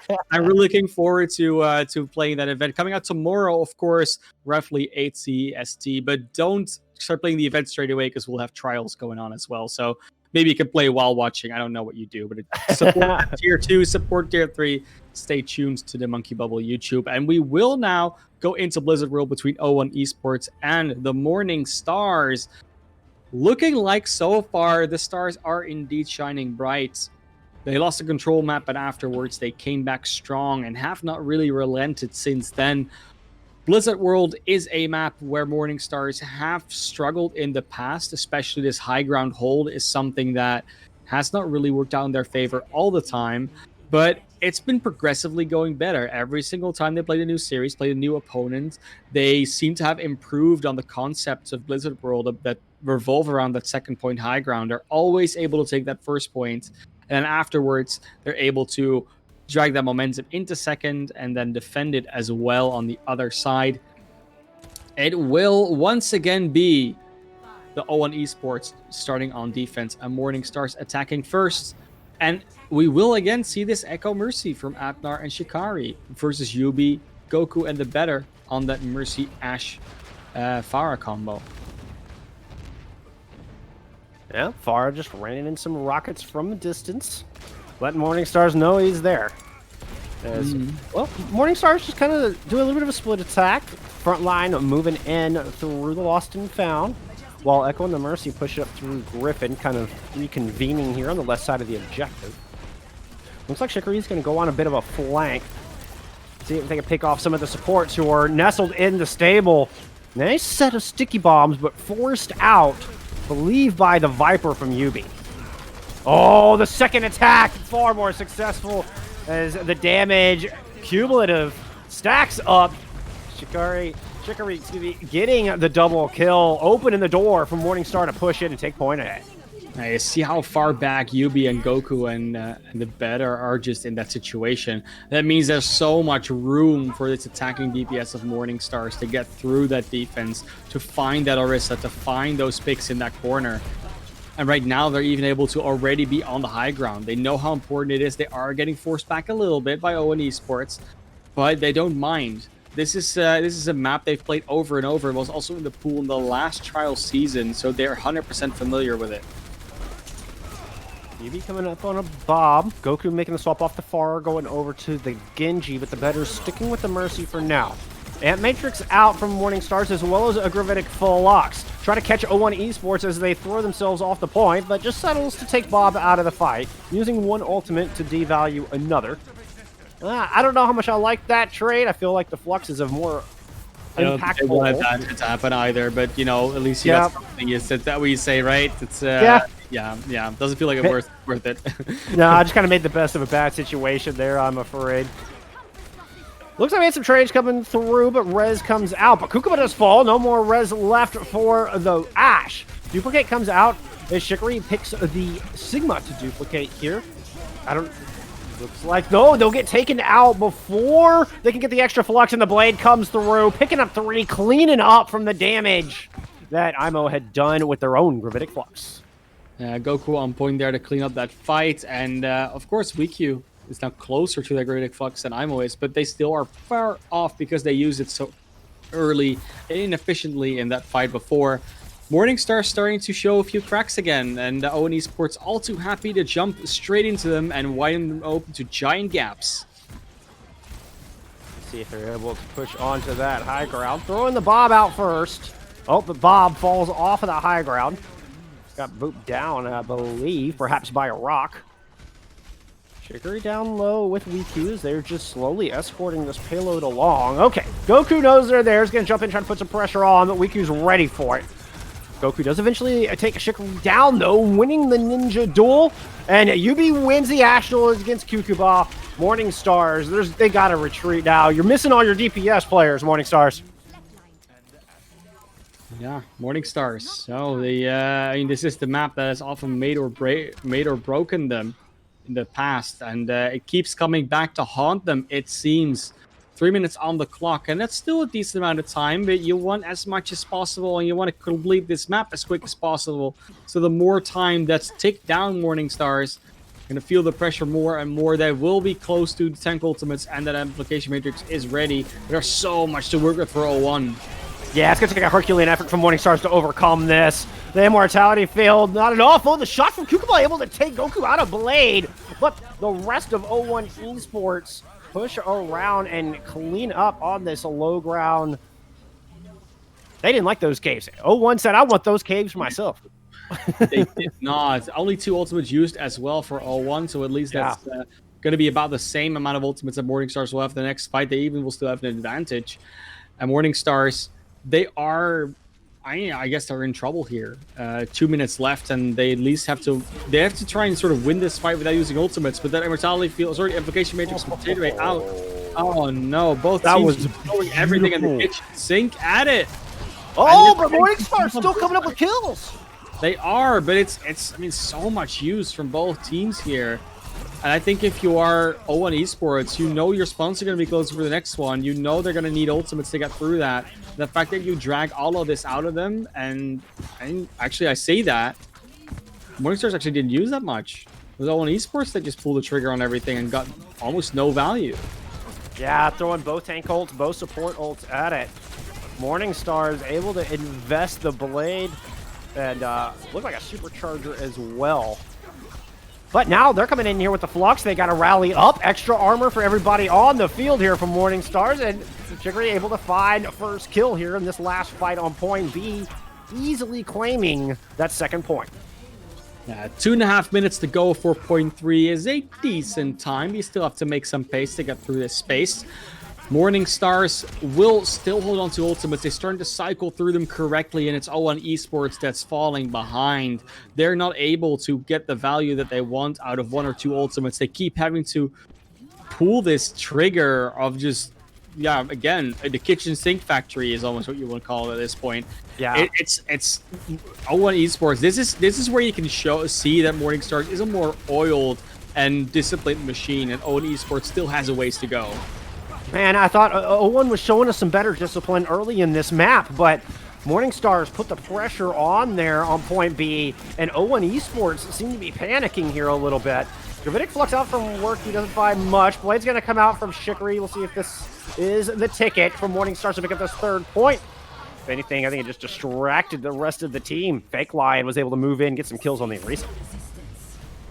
Now Supercharger out. In spawn. They're just going to spawn camp here until they get the points, and no one can even touch anymore.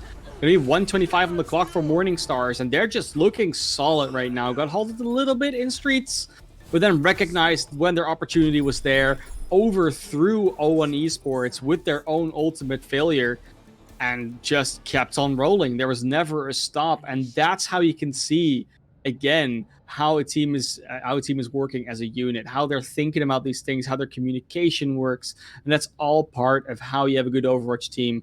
See, they went so fast that Chandelier up above is still swinging. That's how you know that they got it. Yeah, I see our Observer going back to it.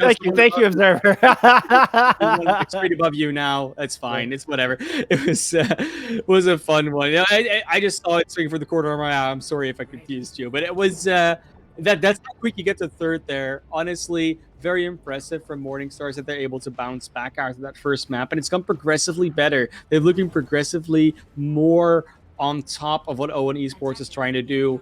And we talked about it before. O1 Esports, great team when they play on that control map, but you have to be good at least one more map type in order to be able to win a series. And so far, it seems that Morning Stars, aside from being phased on that map a little bit, on that control point, they're looking solid. It took them a few maps to really get into it, but Blizzard World seems to be their playground, and they might even be able to go for a full hold if they continue that performance.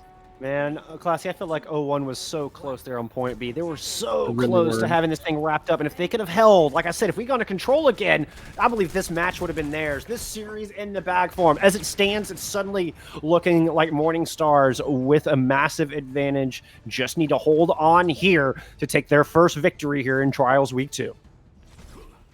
Yeah, so far, going to be a very paced attack here. Still the better on that Mercy. It does seem that that's just what they want to do. Have Yubi be able to pop off with that Ashe, get the damage boost on it.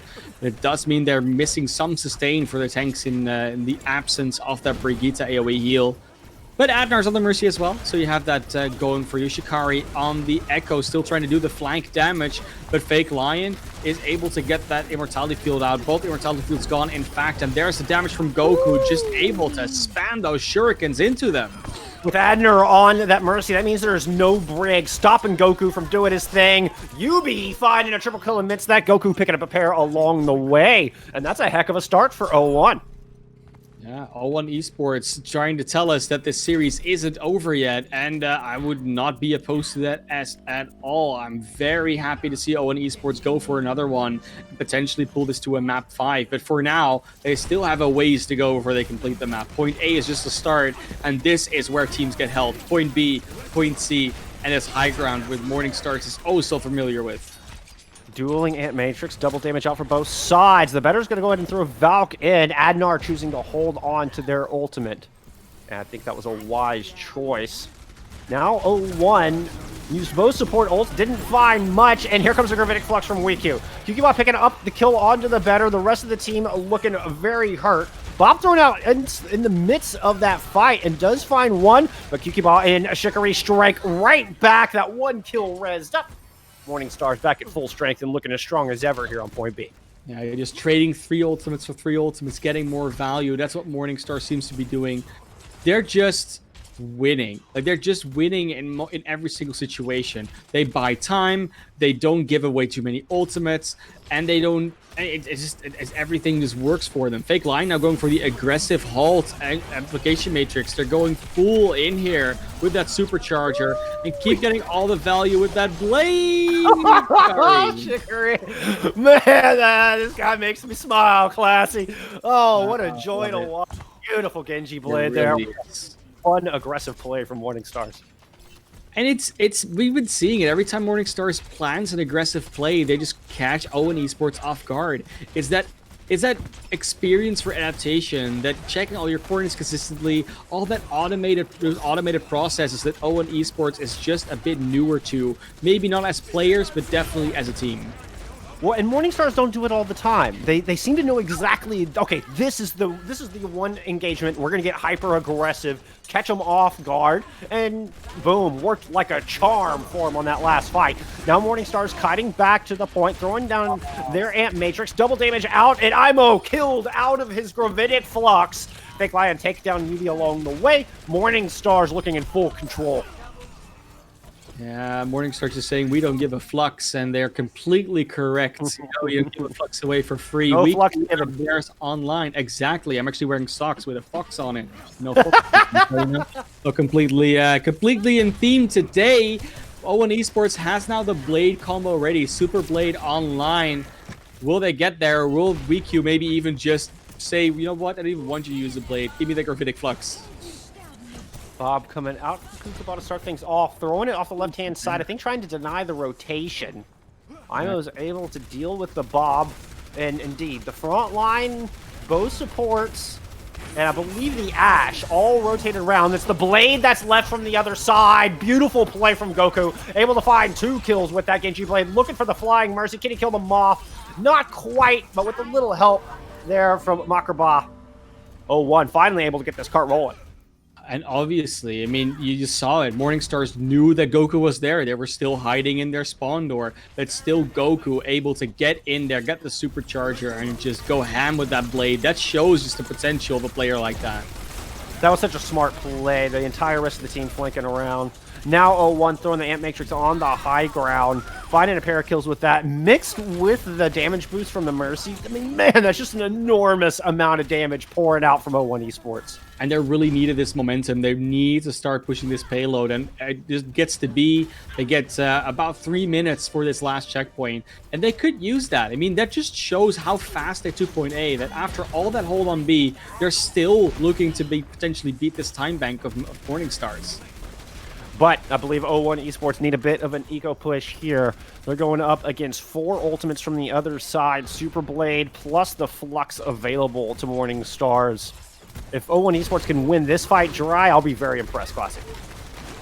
Yeah, I mean, if they can, it would be amazing. But Morningstars is throwing in the ultimates. The Super Blade is out, and it's going to be Shikari going in deep. It gets taken out. Imo with a beautiful play, but Fake Light and Adnor right there to pick up the slacks. Morningstars choosing now is one of those aggressive times, pressing all the way out, all the way up to the high ground, chasing down these kills. Yeah, and a repeat of what they did on that spawn door the last time around with the same play, the Super Blade. And they know that O1 Esports is going to invest a lot of resources or abilities into denying that Blade. They did deny it this time, but that means it wasn't left for the rest of the onslaught of Morningstars. They have so much on their bank now, though. O1 Esports, every right to win this one. Yeah, absolutely swung the ult economy back the other way. A beautiful push, but this time around, the double damage proven too much for them, despite having an Amp Matrix of their own. O1 Esports losing reinforcements left and right. Now the Bob coming in from Morningstars to help fend off against the Gravitic Flux, and Imo can't survive. Yeah, 1 minute 30, half of their time already gone, and they're no closer to that objective. This payload has barely even started moving into B. It looks like it on the ticker up top, but this is where that last point really starts actually. This card doesn't really need a lot of push to get here. And they don't really have that much to the bank. Super Blade time, that's the one. Goku needs to find value here again. Did Goku pop off? He got the Immortality Field down, gets Fake Lion pushing in. They do lose back in power along the way, and it's just a one-man advantage still for the attacking team, and Akaya just equaled that back. 3v3 on the point. O1 Esports with only 50 seconds forced to back out and reset despite the great blade from Goku. Yeah, don't even have anything to work with. It's going to be an amplification matrix, maybe a Valkyrie, but everything else is going to be out. Morningstars, 4 ultimates, the ability to just close out the series right here with 3-1. I think that was O1 Esports' best opportunity. Goku now making the swap over to the Pharah here with just that 30 seconds. Morningstars, if they can hold on here, they will take the W on match point and looking to get aggressive. The shielding way, way close. Very aggressive posturing here from O1 Esports. Shikari with the blade, ready to go. Bob about to come online. Rally been used, so both of the supports bolstered and armored up. here from Morning Stars. There goes the big Omnic Butler. Here comes the Genji Blade. Will it be the winning fight here from Morning Stars? He doesn't find anything. As a matter of fact, no. The Gravitic Flux comes through. Gravitic Flux picks up 2. IMO might just be the hero that O1 Esports needed, but they're going to have to win another fight if they want to push this thing all the way home. Yeah, maybe even 2. This card had barely moved into 3rd, like we said. They're going to have to get another fight around the next corner, and then there might even be another one for the respawn advantage. Goku has the barrage ready, though, quickly building that one. And hailing down rockets seems to have been the right call for the Hail Mary. And Narmik going to swap over to the Ana to try to help deal with Goku in the sky, raining down all those rockets. Fake Lion drops the supercharger out. Riku with the Flux ready to go. Early pick for Shikari and a nice sleep dart onto Goku. Shikari finishing them off. The rest comes through, but nobody's on cards. Samsung Morning Stars will take the victory here on Blizzard World and the series 3-1. Yeah, 3-1 victory for Morning Stars. The prediction of the community came true, and Morning Star showed it. They deserved it. O1 Esports got very close to challenging them, and it was still a very entertaining and relatively close series. Absolutely. In the end. After that first map, Morning Stars just got a tighter and tighter grip on what they needed to do to shut this down. Their team play looked impeccable. They were the team that made fewer mistakes, that was able to keep on top of their ult economy, keep on top of denying ultimates from the other side, and just outplay the tide of O1 Esports. That being said, O1 Esports, against the right team with the right guidance, they could be a very, very dangerous team in the future. And they've only seen the first bits of what this new region in the Middle East is starting to bring out to us. It's a slightly different play style, but if they can get mixed up more and more with these already established teams, this might be a very fun new future that we're going in for the European and Middle Eastern and Africa region in Overwatch. I love seeing the meta get shook up a little bit. I love seeing these rising talent coming up. Yubi and Goku, absolute just beasts in their respective DPS roles. A lot of potential shown to us here today from O1 Esports. We'll certainly be keeping a sharp eye on them as we continue through Trials Week. But Morning Stars, the discipline was too much for him here today. Exactly. And we will go to a quick break, but don't go anywhere because we will have another interview coming up. It's going to be with WeQ from Morning Stars again. So we're going to throw it to a very quick break, get the players into the voice channel, and then make sure that we bring you a few burning questions that I'm sure we're all waiting for to hear answered.